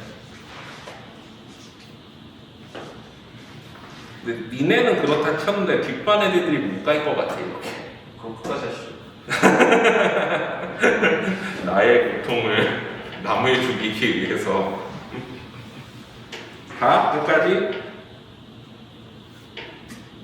9작품 남았네.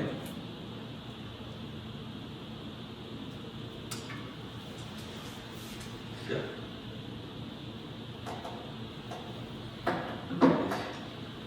니네가 이 정도 달려가지고 거의 4시 딱 돼야 끝날 것 같거든. 뒷반 애들은 죽어날 것 같은데. 자, 다시 가자, 손. 그래, 가자.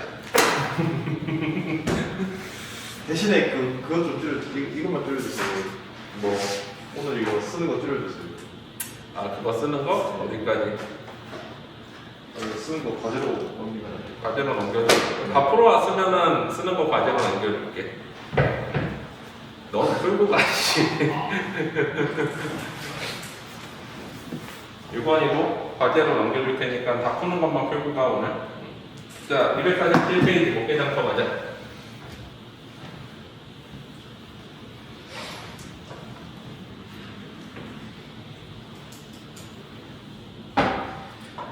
자, 화자는 거기 보면은 나야.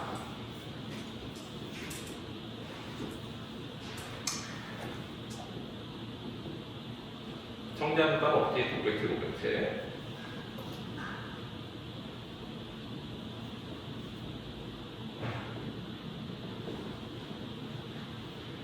바라보는 대상은 나의 삶인데, 나의 삶에 대해서 자꾸 딴 애들이 뭐라고 한대. 떠돌이 삶을 살라고 하는 집단들이 있고, 이 자연들이. 그리고, 어때? 정착한 삶을 살라고 하는 집단들이 있지. 떠돌이 삶을 살라고 누가 그래? 하늘은 날더러 구름이 되라고 그러고, 떠돌이 삶을 나타내는 게 구름이지. 누가 얘기해? 하늘이 나한테 그렇게 얘기한대. 사실은 이것들은 다 뭐야? 주객전도지. 사실은 이건 하늘이 되라고 그런 게 아니라 나의 뭐인 거야? 내적 갈등인 거잖아. 떠돌아 살까? 정착해 살까? 땅은 날더러 바람이 되라고 그러네. 하늘과 땅은 구름과 바람이 되라고 그러지. 이건 떠돌이 이미지가 있는 거잖아. 그 다음에 거기 보면은 또 뭐라 그래? 잔바람이나 되라고 그러고, 그 다음에 산은 날더러 들꽃이 되라고 그러고. 산은 날더러 들꽃은 정착하는 거지. 그 다음에 강은 날더러 잔돌이 되라고 그러네. 이건 정착한 삶이고. 맨 마지막 부분에 보면 하늘은 날더러 바람이 되고 산은 날더러 잔돌이 되라고 그러네. 그래서 사실은 내적 갈등인 거야. 내가 정착해야 되나 아니면은 떠돌아 살아야 되나. 그러면은 주제의식은 뭐야? 정서가 내적 갈등이고, 주제의식은 떠돌이 삶에 대한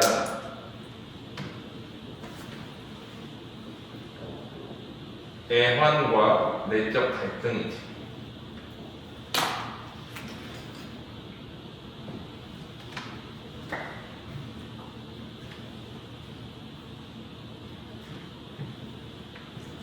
자, 내용을 보면 하늘은 날더러 구름이 되라고 하고 떠돌아다니라고 하지, 땅도 날더러 바람이 되라고 떠돌아다니라고 해. 사실은 내가 떠돌아다니고 싶은 거지. 하늘과 땅이 그렇게 얘기하는 게 아니야. 청룡 홍룡 흩어져 비 내린 가루, 잡초나 일개오는 잔바람이 되라 하네. 청룡 홍룡 비개인 나루라는 거는 이 목계장터의 전설을 가지고서 표현을 한 거야. 백기라 서울을 사흘 만에 가는 목계나루. 목계나루 거기면 남한강변에서 가장 번화했던 나루터래. 남한강 쪽에 있는 나루터겠지. 근데 거기에 있는 전설을 이제 흥룡, 청룡 전설을 가져온 거라 그래. 아을의 나의 찾아가 밥값은 아을의와 나의 9일장과 4일장에 서는 거지. 4일과 9일의 장난인데, 밥값은 화장품 파는 가을볕도 서러운 박물장수는 떠돌이를 상징하지. 떠돌이상. 또 그 다음에 산은 날더러 들꽃이 되라고. 이번엔 정착의 이미지가 나오지. 강은 날더러 잔돌이 되라 하네. 산소리가 맵차받은 풀 속에 얼굴 보고. 이건 뭐야? 살기가 힘들면은 가혹한 시대에선 잠시 피해가고, 우리 정착해서 사는 서민들의 삶이라는 건 어때? 결국은 권력 앞에서 좀 수그리고, 좀 힘겨울 땐 피해가고, 이렇게 해야 되는 거지. 또 물려울 무질거든 바위 뒤에 붙으라네. 민물새우 끌어넘는 소방툇마루. 향토적 키워드 많이 썼지. 향토적인 느낌의 키워드를 표현해서 석삼년에 한 이래쯤 천치로변에 짐부리고 앉아지는 떠돌이가 되라네. 무슨 뜻이야? 자, 내가 떠돌이 삶을 하다가도 석 3년에 한 1회 정도는, 한 이틀 정도는 천치, 바보가 되어가지고 잠시 어때? 머물러가는 사람이 되고 싶다라는 것이 정착하고 싶다는 거야.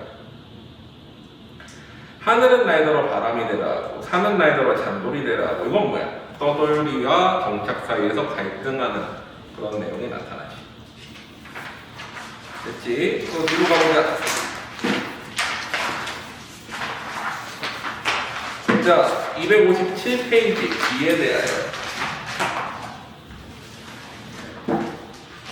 이거 그러면 안 되는데.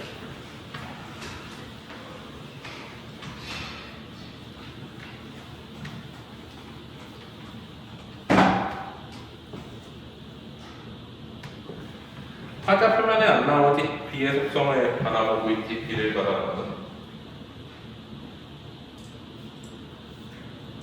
성자 있니? 성자 없을 것 같은데. 이분기 상황 없을 것 같은데. 있어? 마지막 선. 아, 너 나오네?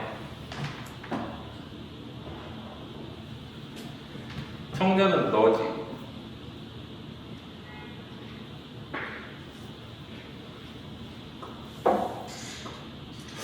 근데 직접 말 거는 건가?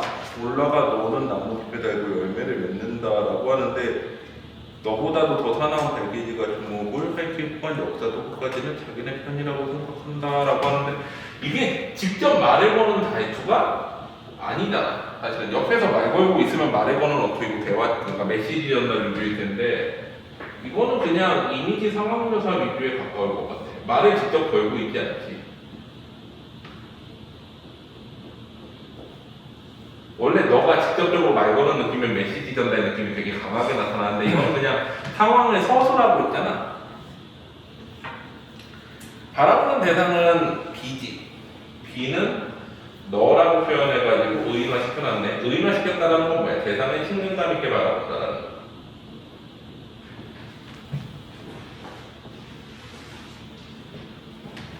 B에 대한 정서는 거기에 보면은 한번 보자. 땅에 스며다가 뿌리를 타고 올라간 너는 나무에 잎을 달고 꽃을 피우고 열매를 맺고 어때? 생산의 주체인 거지.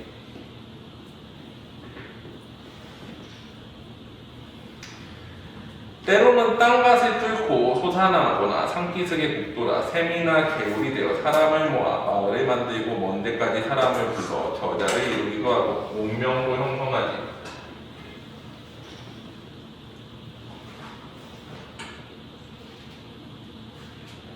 그러다가 심술이 나면 무리지어 몰려다니며 날카로운 이빨과 손톱으로 물고 핥혀 나무들 줄줄이 피 흘리고 상처나게 만들고 아예 뿌리째 뽑아 들판에다 매다 꽂는데 파괴의 주체지. 뭐랑 비슷하지 않아? 생산도 해, 운명도 형성해, 파괴도 해. 그럼 얘 뭐겠어?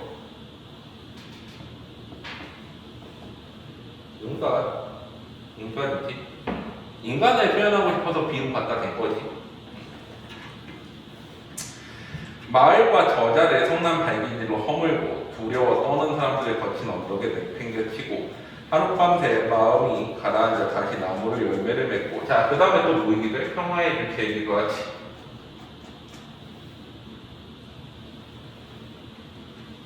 사람들을 새로 마을을 만들게 하고 너를 보고 사람들은 하지만 네가 자기들 편이라고 생각을 한다.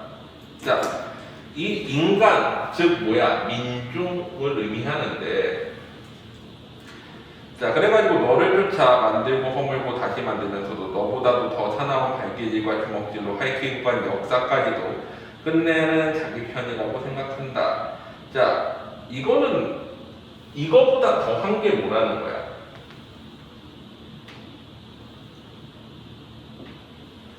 역사인 거지. 역사는 사실은 뭐야? 인간들의 일인 거잖아.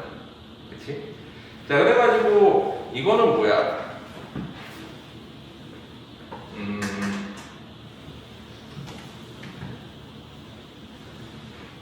정서는 거기에서 뭐뭐라고 한다라고 하면서 그냥 직접적으로 나타나지는 않는데 이게 뭐라고 해야 돼? 정서는 딱히 나타나지는 않지만 주제 자체는 역사에 대한 처음에 민중이나 어떤 비에 대해서 얘기하고 있는데 역사에 대한 어떤 신뢰 이 신뢰 자체에 대해서 의구심을 가지고 있는 거지. 사실 주제의식은 여기서 보면은 역사에 대한 민중의 신뢰라고 나와. 근데 사실은 그 신뢰가 맞느냐라고 얘기를 하고 있는 거잖아. 그러니까 이게 보면은 어떻게 보면 비를 표현했는데 그게 민중일 수도 있고, 근데 그 민중에 대해서 이제 신뢰하듯이 비에 대해서 신뢰하듯이 역사도 민중이 신뢰를 하고 있다라고 얘기를 하고 있는 거지. 사람들이 어떠한 이런 폭력성을 가진 비, 이런 생산의 주체에서 문명 형성을 하면서 파괴도 하고 통화도 하는 비, 사실 어떻게 보면 인간들이잖아. 그러니까 인간들은 인간들 스스로를 신뢰를 하는데 그거보다 더 파괴성이 강한 인간들이 해놓은 일인 역사에 대해서도 신뢰를 하는데 그게 맞느냐라고 묻고 있는 거지. 사실 그러면은 이렇게 봐야 되겠지. 신뢰와 그에 대한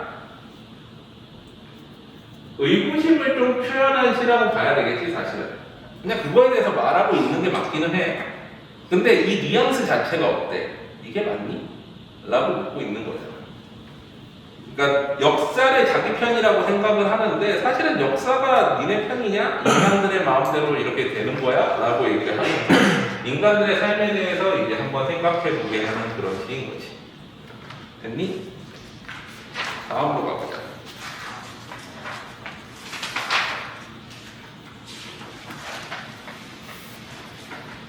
자, 산에 대하여. 자, 비에 대하여도 그렇고 산에 대하여도 그렇고 사실은 비와 산에 대해서 얘기하는 게 아니라 다 뭐에 대해서 얘기하고 있겠어? 인간에 대해서 얘기를 하고 있을 거야. 자, 화자는 거기 보면은 어때? 화면에 나오나? 나 나온다고 써있는데 어디 있냐? 내 이웃이던 뭐 이렇게 나오네? 화자는 나라고 그냥 산을 바라보는.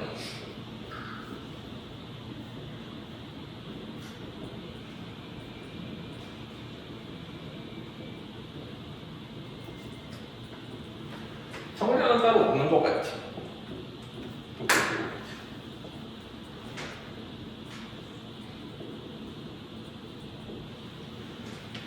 바라보는 대상은 산인데 산의 속성에 대해서 한번 생각을 해보자. 산이라고 해서 다 높은 것은 아니다.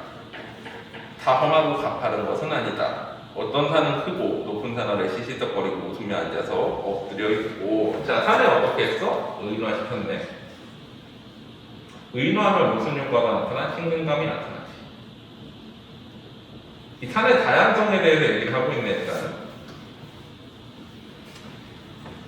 또 어떤 산은 험하고 가파른 산자락에서 슬그머니 빠져나와 동네까지 내려와 부러운 듯 사람 사는 꼴을 구경하고 있고 사람과 이제 친근하게 지내기도 하는 거지. 그리고 높은 산에 오르는 사람들에게 순하디 순한 길이 되어주기도 하고 높은 산을 올라가기 위해서 작은 산에 먼저 밟고 가야 되니까 배려를 가지고 있는 거지. 남의 눈을 꺼리며 젊은 쌍에게 진지 따뜻한 수mel자리가 되어주기도 하고. 자, 이런 것도 다 뭐야? 인간적인 속성을 나타내. 인간처럼 표현한 거야. 사실은 산은 뭘 나타내겠어?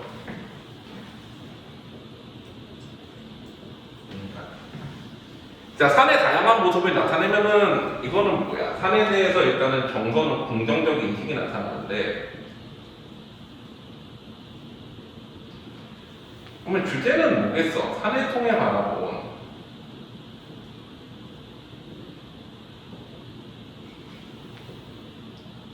인간사에 대한 인간사의 다양성과 그에 대한 긍정적 인식. 이렇게 봐야 되겠죠. 그러니까 산이 인간을 표현한다고 보면 산의 다양한 모습을 묘사하고 그걸 긍정적으로 표현했으니까. 그래서 또 보면은 그래서 낮은 산은 내 이웃이던 갓난이네 안방 왕골자리처럼 때 절고 그 누더기 이불처럼 지린내가 배지만 눈개비나무, 찰피나무 모싯대 개수에 덮여 곤줄박이 베베기 휘파람 노래소리를 듣는 기쁨은 낮은 산만 한다. 자, 낮은 산만이 어때? 인간에 대해서 제대로 알고 있다라는 거는 어떤 거야? 낮은 위치에 있는 인간들이 오히려 인간에 대해서 잘 알고 있다. 인간사에 대해서 이렇게 생각할 수 있는 거지. 높은 위치에 있는 사람들은 사람들이 버스 타는 거, 뭐 이런 거 지하철 전철 타는 거 모르잖아. 국회의원들 같은 경우 버스비 알아? 모르지. 엉뚱한 소리 하고 그러잖아. 자, 그래서 사람들이 서로 미워서 잡아 죽일 듯이 이빨을 갈고 손톱을 세우더라도 싱덩풀처럼 머루넝쿨처럼 감기고 어우러지는 사는 재미는 낮은 산만. 이건 낮은 산이라는 거는 결국에는 뭐야? 어떤 낮은 위치에 있는 사람을 표현한 거겠지. 사람이 다 크고 잘난 것만 아니듯. 그래서 여기서 산이라는 걸 다시 사람에 빗대잖아. 아예 그냥 딱 답을 줬지, 사람이라고. 다 외치면 우뚝 서 있는 것이 아니다. 그러니까 사람도 그렇고 산도 그렇다는 거야. 산이라고 해서 모두 크고 높은 것은 아니다. 모두 흰구름을 겨드랑이에 끼고 어깨로 바람 밟히며 사는 것이 아니다. 산이 다 높은 것이 아니라 아닌 것처럼 인간도 다 높은 사람만 있는 게 아니고 우리 위전에 나오는 민들만 있는 게 아니라 그 밑에 여러 가지 다양한 소박한 사람들이 있다는 거지. 이해되지? 자, 그 다음에 좀 뒤로 가보자. 신경님 대하여 시리즈 너무 좋아하지. 산에 대하여, 비에 대하여, 수요나무에 대하여. 수요나무로 또 뭘 얘기하는지 한번 보는데 대부분 다 결국엔 뭐겠어? 인간이겠지. 화자 표면에 나오니? 안 나오네. 성자는 너라고 나오네. 메시지 전달을 누가? 너가 살아온 나라를 누가 어둠뿐이었다고 말하는가? 오무라고 말하는가? 라고 하는데 이거 메시지 전달 느낌 좀 나려고 그러는 것 같거든? 한번 보자. 자, 일단 화자는 수유나무를 바라보겠지.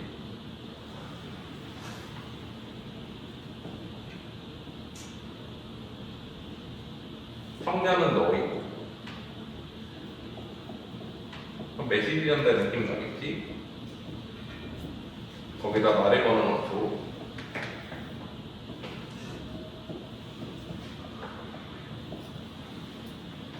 바라보는 대상, 수유나무겠지. 보자. 네가 살아온 나라를 누가 어둠뿐이었다라고 말하는가? 몸통 군데군데 썩어 흉한 상처 거먹게 드러나고 팔다리 여기저기 잘리고 문드러져 온몸이 일그러지고 뒤틀렸지만 수유나무 뭐 갖고 있어? 고난과 시련을 갖고 있겠지. 터진 내 살갗을 드치고 바람과 노를 동무해서 어깨와 등에 손끝에 자잘한 노란 꽃이 피어났는데 고난과 시련 뭐야? 꽃이 피어났대. 비록 꽃향기 온 들판에 덮거나 산에 넘고 바다를 건너지 못해도 이거는 어때? 이 꽃이 미약하지만 노란 꽃잎 속에 떨어지면 옛 얘기보다 더 애달픈 초저녁 풀벌레 노랫소리가 들리겠지. 애달프대. 애달픔이라는 거는 뭐야? 이거에 대해서, 이 꽃에 대해서는 어떤 슬픔의 정서가 들어가 있다는 거지. 누가 말하는가? 이 노래 듣는 이 오직 하늘과 별뿐이라고 얘기를 하지. 그러니까 이 꽃이 피고 꽃이 떨어진 거에 대해서 애달프다 그러면서 슬픔을 표현하기도 하지만 그렇지만 어때? 이 살아가는 삶에 대해서는 뭐라고 표현하고 있는 거야? 수유나무에 대해서 긍정적으로 인식하고 있지. 자, 그러면 인간의 삶을 나타내는 거 아니겠어? 솔직히 수유나무가 고난과 시련이 있다가 꽃을 피우는 것 자체가 무슨 뭐 그거를 극복하는 의지 이런 게 아니잖아. 인간이니까 그렇겠지. 수유나무가 어떻게 하면 무슨 상관이야 사실. 그래서 주제는 어때? 고난을 견뎌내고 극복한 삶에 대한 긍정적 인식. 그러니까 수유나무 보니까 고난 시련 극복하고 꽃을 피웠는데 그 꽃이 좀 미약하더라도 괜찮지 않니? 라고 하는 거는 인간의 삶 다 고난과 시련이야. 힘겹게 살아가는데 그거 극복하고 그렇다고 뭐 크게 위대하게 되지 않는다고 하더라도 그거 괜찮은 삶 아니겠니? 라고 얘기를 하고 있는 거지. 이해되니? 자, 그 다음에 또 뒤로 가보자. 자, 272페이지 어머니와 할머니의 실루엣. 뭔가 딱 느낌 보면 과거 해상시인 것 같지. 어린 시절에 대한 해상. 그건 뭐겠어? 그냥 딱 제목만 봐도 뭔가 그리움 정서 나타나지 않을 것 같아? 어린 시절에 대한 그리움 막 이런 거겠지. 화자는 어린 시절을 회상하는 나이일 것 같은데 표면에 나는 나오나? 나 나오네? 그러면은 어린 시절을 회상하는 나이지.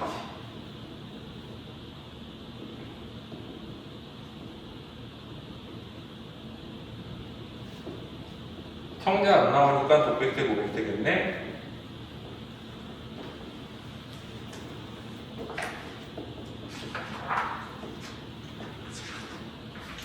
바라보는 대상은 어린 시절인데 어린 시절 어떤 때인 거야? 어머니와 할머니에 대해서 떠올리고 있지. 그리고 어린 시절에 나도. 자, 어려서 나는 램프풀 밑에서 자랐다. 밤중에 눈을 뜨고 내가 보는 것은 재봉틀을 돌리는 젊은 어머니와 실을 감는 주름진 할머니뿐이었다. 나는 그것이 세상이 전부라고 믿었다. 자, 처음에는 어디에 갔어? 램프풀. 그 다음에 어디로 가? 조금 자라서는 칸델라불 밑에서 자랐대.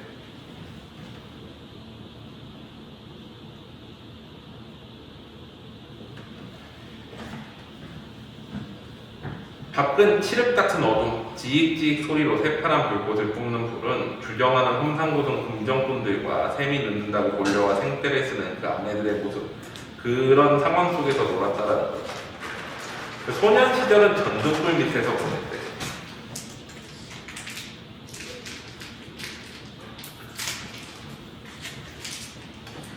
자, 그래가지고 전등불 밑에서 가설극장과 화려한 간판과 가게방의 휘황한 불빛을 보면서 나는 세상이 넓다라고 알았다. 그리고 나는 대처로 나왔다. 큰 곳으로 나왔다는 거지. 그러니까 점점 어떻게 돼? 삶이 확장되지.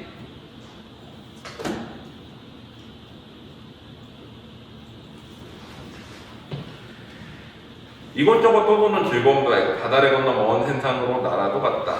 많은 것을 보고 많은 것을 들었다. 하지만 시상 전환이지. 여기서 확대되다가 이제 어때? 다시 축소되지.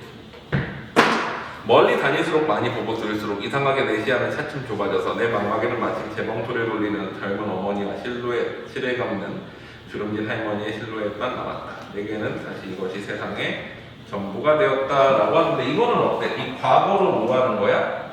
회귀하는 거지. 회귀라는 거의 정서는 뭐야? 이 정서는 그리움이고 또 소중함을 깨닫는 거지. 깨달음.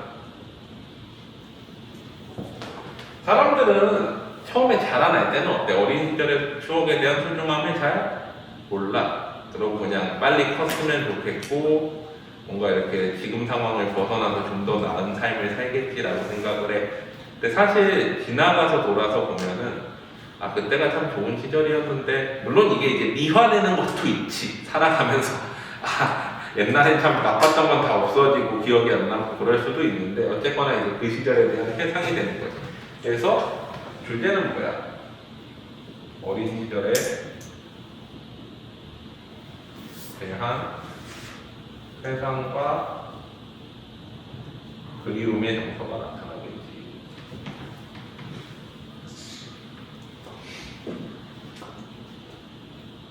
그리고 또 뭐도 들어가? 어린 시절에 대한 소중함에 대한 깨달음도 얻지.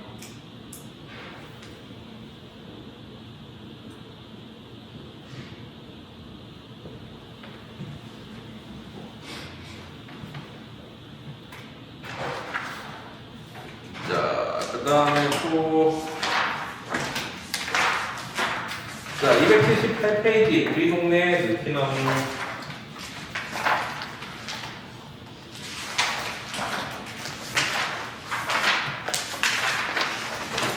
하자는 느티나무를 바라보고 있지.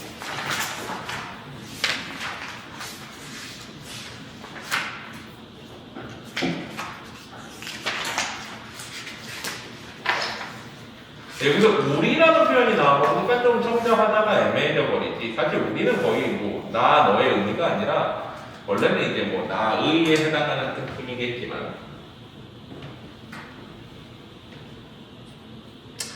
우리라는 표현 자체가 뭐를 나타내? 공동체적인 가치관을 나타내지. 우리 민족은 공동체적 가치관을 많이 가지고 있다는 거지. 왜? 보통은 my home 그런데 우리 집 그러잖아. 그리고 뭐야, 나의 나라, 나의 조국이라고 그러지 않고 뭐라고 그래? 우리나라라고 그러지. 그래서 뭔가 공동체 의식이 되게 강해. 이 우리 동네 느티나무도 어때? 어떤 공동체 의식에 대해서 얘기를 하고 있어. 이 느티나무들을 바라보고 있는데,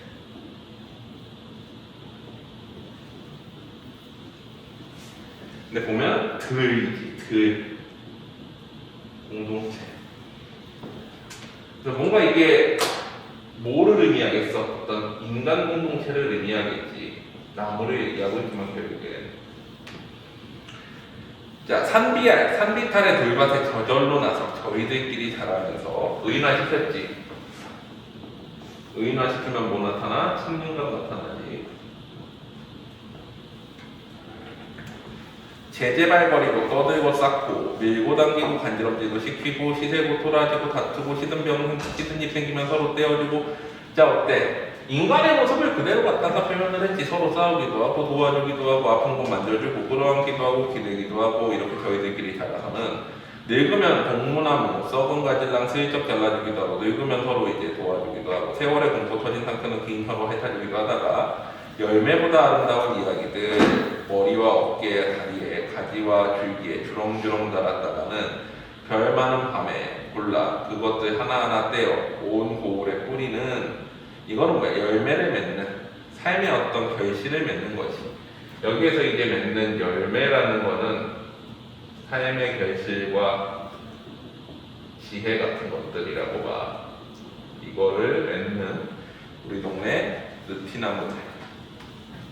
이 정도는 긍정적 인식이잖아. 그러면 주제는 뭐야? 공동체적 삶에 대한 긍정적 인식.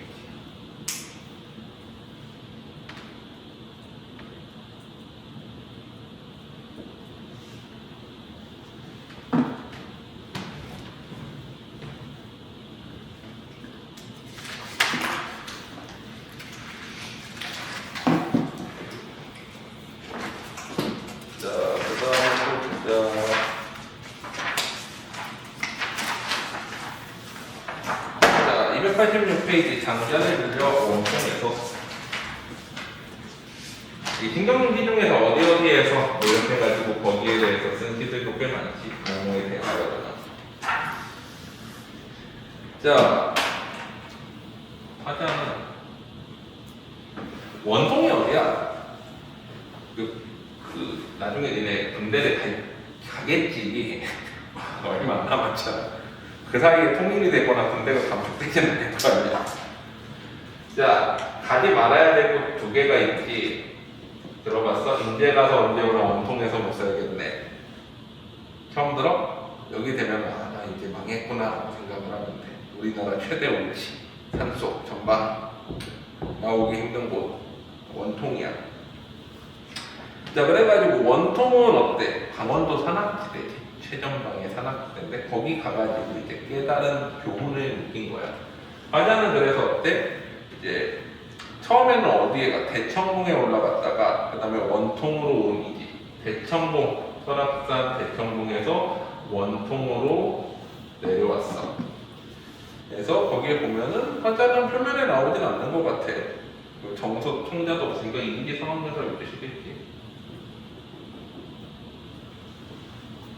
우리는 화자 안 돼요. 아, 그래? 어디 있냐? 마지막에 세 번째 줄. 아, 우리네. 정말 애매하다.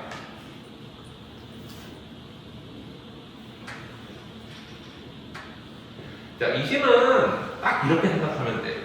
자, 유명한 말 있잖아. 삶은 멀리서 보면, 가까이서 보면 뭐야? 비극인데, 멀리서 보면 희극이다. 라는 유명한 말이 있지. 인간의 삶이라는 건 어떻다는 거야? 비극도 있고 희극도 있고 단순하기도 하고 복잡하기도 하다 라는 내용을 그냥 담는 깨달음에 있는 거야. 바라보는 대상은 인간 세상인데 인간 세상을 두 가지로 바라보지. 원경에서 먼저 바라보고 그 다음에 근경에서 바라봐. 자, 그러면서 여기에서 정서는 깨달음의 정서인 거지. 자, 원경에서 바라봤을 때는 어때? 설악산 대청봉에 올라 발 아래 구부리고 앉은 엎드린 작고 큰 산들이며 떨어져 나갈까봐 잔뜩 겁에 집어먹고 언덕과 골짜기에 바짝 달라붙은 마을들이며 다만 무릎까지라도 다가오고 싶어 안달이 나서 몸살이라는 바다를 들여다보니 온통 세상이 다 보이는 것 같고 세상 속속 다 알 것 같기도 하다. 이거는 뭐야? 원경에서 바라봤을 때는 세상에 대해서 모든 것을 알 것 같은 거죠.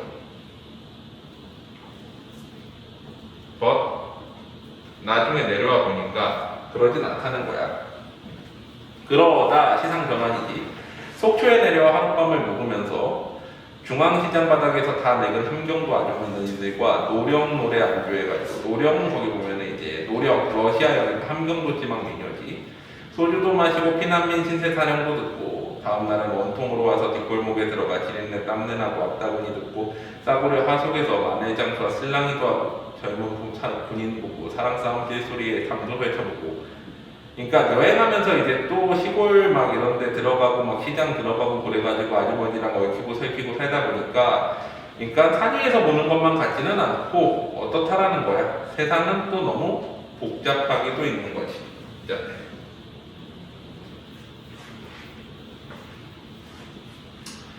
그래서 세상을 어떻게만 봐도 안 된다는 거야. 멀리서만 봐도 안 되고 가까이 봐서도 안 된다는 거지. 이제 지금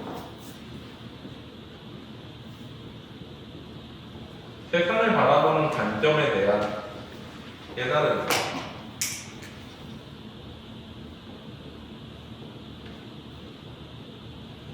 너무 멀리서만 봐도 안 되고 가까이서 봐도 안 되고 두 가지 관점을 다 취해야 된다 라고 얘기를 하고 있지. 이제 2개 남았다. 자, 289페이지 파장. 파장은 이제 농무나 겨울방과 비슷한 농촌 문제에 대한 시인데,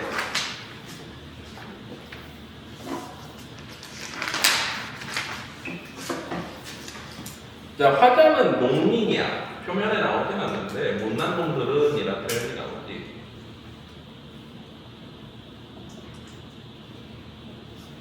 성대도 따로 없고 이미지 성합분사이죠. 우리 나오나? 안 나오는 것 같아.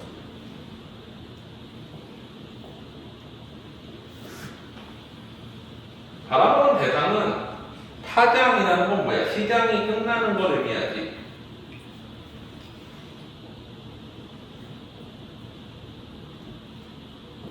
시장이 끝나가는 상황인데 이거는 뭐를 의미하는 거야? 어떤 피폐화된 농촌을 의미하지. 아까 농무도 어때? 농무가 끝나가는 모습이 피폐화된 농촌에 빗대어서 표현을 했잖아. 파장도 뭐야? 끝나버린 상황을 이렇게 피폐화된 농촌에 빗대어가지고 표현을 하는 거지. 여기에 대한 정서는 뭐야? 애환과 슬픔이겠지. 농무처럼 비판의식을 직접적으로 표현하진 않고 어때? 아, 이래서 힘들다, 슬프다 라고 얘기를 하고 있는 거죠. 그래서 주제의식은 피폐화된 농촌 현실에 대한 애환과 슬픔이지.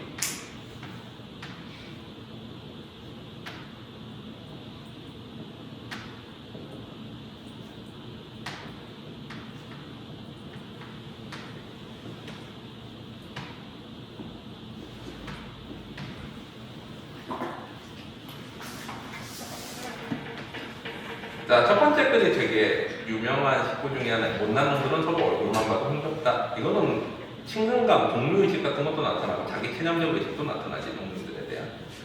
이발소 앞에서 참외를 깎고 몽로에 앉아 막걸리를 들이키면 모두들 한결같이 친구 같은 얼굴들. 다 농민들인 거야. 호남의 가문 얘기, 조합의 빈얘기, 힘겨운 삶의 얘기를 하다가 약장사 기타 소리에 발장나서 치다 보면 왜 이렇게 자꾸만 서울이 그리워지나? 이거는 뭐야? 농촌이 그만큼 피폐해졌다는 거지. 서울로 가고 싶은 거지. 어디를 들어갔다가 버릴까? 아, 섰다라도 버릴까? 섰다는 뭐야? 그 파토 가지고 하는 도박의 일종이지. 섰다, 직고땡, 도리 직고땡 뭐 이런 것들. 주머니를 털어 색시집에라도 갈까? 뭔가 유흥이라도 즐길까 하는 거지. 학교 마당에 모여 소주에 오징어를 찢다 어느새 긴 여름에도 저물어 어딘가 갈까 하다가 해도 돈이 없는 거지. 그래서 소주에 오징어나 먹는 거지. 아까 그 농무에서도 그랬잖아. 학교 앞마당에 모여가지고 소주에 오징어나 먹고 그러다가 고무신 한 켤레 또는 조기 한 마리 들고 다리 화나는 마차길로 절뚝인다는 건 뭐야? 피폐한 현실에 대한 어떤 인식이 나타나는 거지. 힘겹게 살아가고. 그래서 농촌 현실에 대한 애환이 나타나고. 마지막 태촌행. 태촌행도 피폐화된, 이건 농촌은 아니고 광산촌, 광산마을에 대한 모습이 나타나지. 이거는 작년 수능특강에 들어가 있었던 작품이야. 화자는 태촌이 된 광산마을을 찾아간 나야. 나 나오고 성대 안 나오니까 별치도 백치고.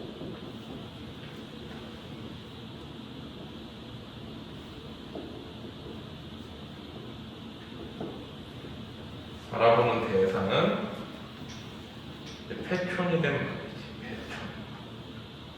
패촌행이라는 게 패촌에 가다라는 뜻이니까 여기서 정서는 어떤 패촌이 된 모습의 쓸쓸함이고 그래서 뭐 비판까지는 안 나오기 때문에 주제의식은 패촌이 된 탄광마을의 광산마을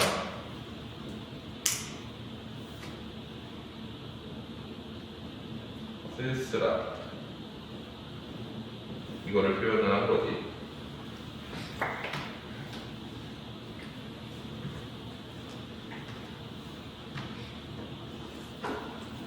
내용을 보면 떨어져 나간 대문짝이 앞마당에 복사꽃이 빨갛고 떨어져 나간 대문짝은 패턴이 된 걸 나타내고 복사꽃이 빨갛지. 그리고 가마솥이 그냥 걸려있는데 그게 벌겋고 빨갛화와 벌겋고는 이미지가 다르지. 빨갛고는 생명력이 나타나는데 벌겋고는 녹이 쓴 거니까 서로 대비를 이뤄. 비슷한 테크닉이지. 그래서 자연은 아름다운데 인간이 살던 곳은 폐허가 된 거지. 잡초가 우거진 부엌 바닥에 아무렇게나 버려진 가계부엔 콩나물과 친정 어머니한테 쓰다만 편지. 사람들이 어때? 여기서 살다간 흔적들이 남아있는 거지. 그래서 넌 쓸쓸한 거야. 사람들의 흔적이 남아있으니까. 빈집 서너 집 더 더듬다가 폐방 올라가는 길에 늙은이 한 명 만났어. 여기 이제 아직까지 살고 있는 늙은이 만난 거지. 이 사람 화자는 어때? 여기서 옛날에 살던 사람이지. 그래서 동무들 소식 물어보니까 서울 내 사는 데서 멀지 않은 서울 내라는 거는 여기서 뭐야 나의 의미도 되고 혹은 서울 안에라는 의미도 되는데 내가 서울에서 사는데 멀지 않은 산동네 이름 산동네 이름이라는 건 뭐 이 사람들도 가가지고 도시 빈민이 됐을 거라는 거지. 부유하게 사는 게 아니라 도시 노동자가 됐을 것을 의미하는 거야. 산동네 이름을 주어 옷을 쓴다. 그래서 이제 폐광이 된 패촌이 된 마을의 어떤 쓸쓸함을 표현한 시야. 자 여기까지 해가지고 끝까지 숙제다. 작품 수는 그렇게 문제는 그렇게 많지 않지.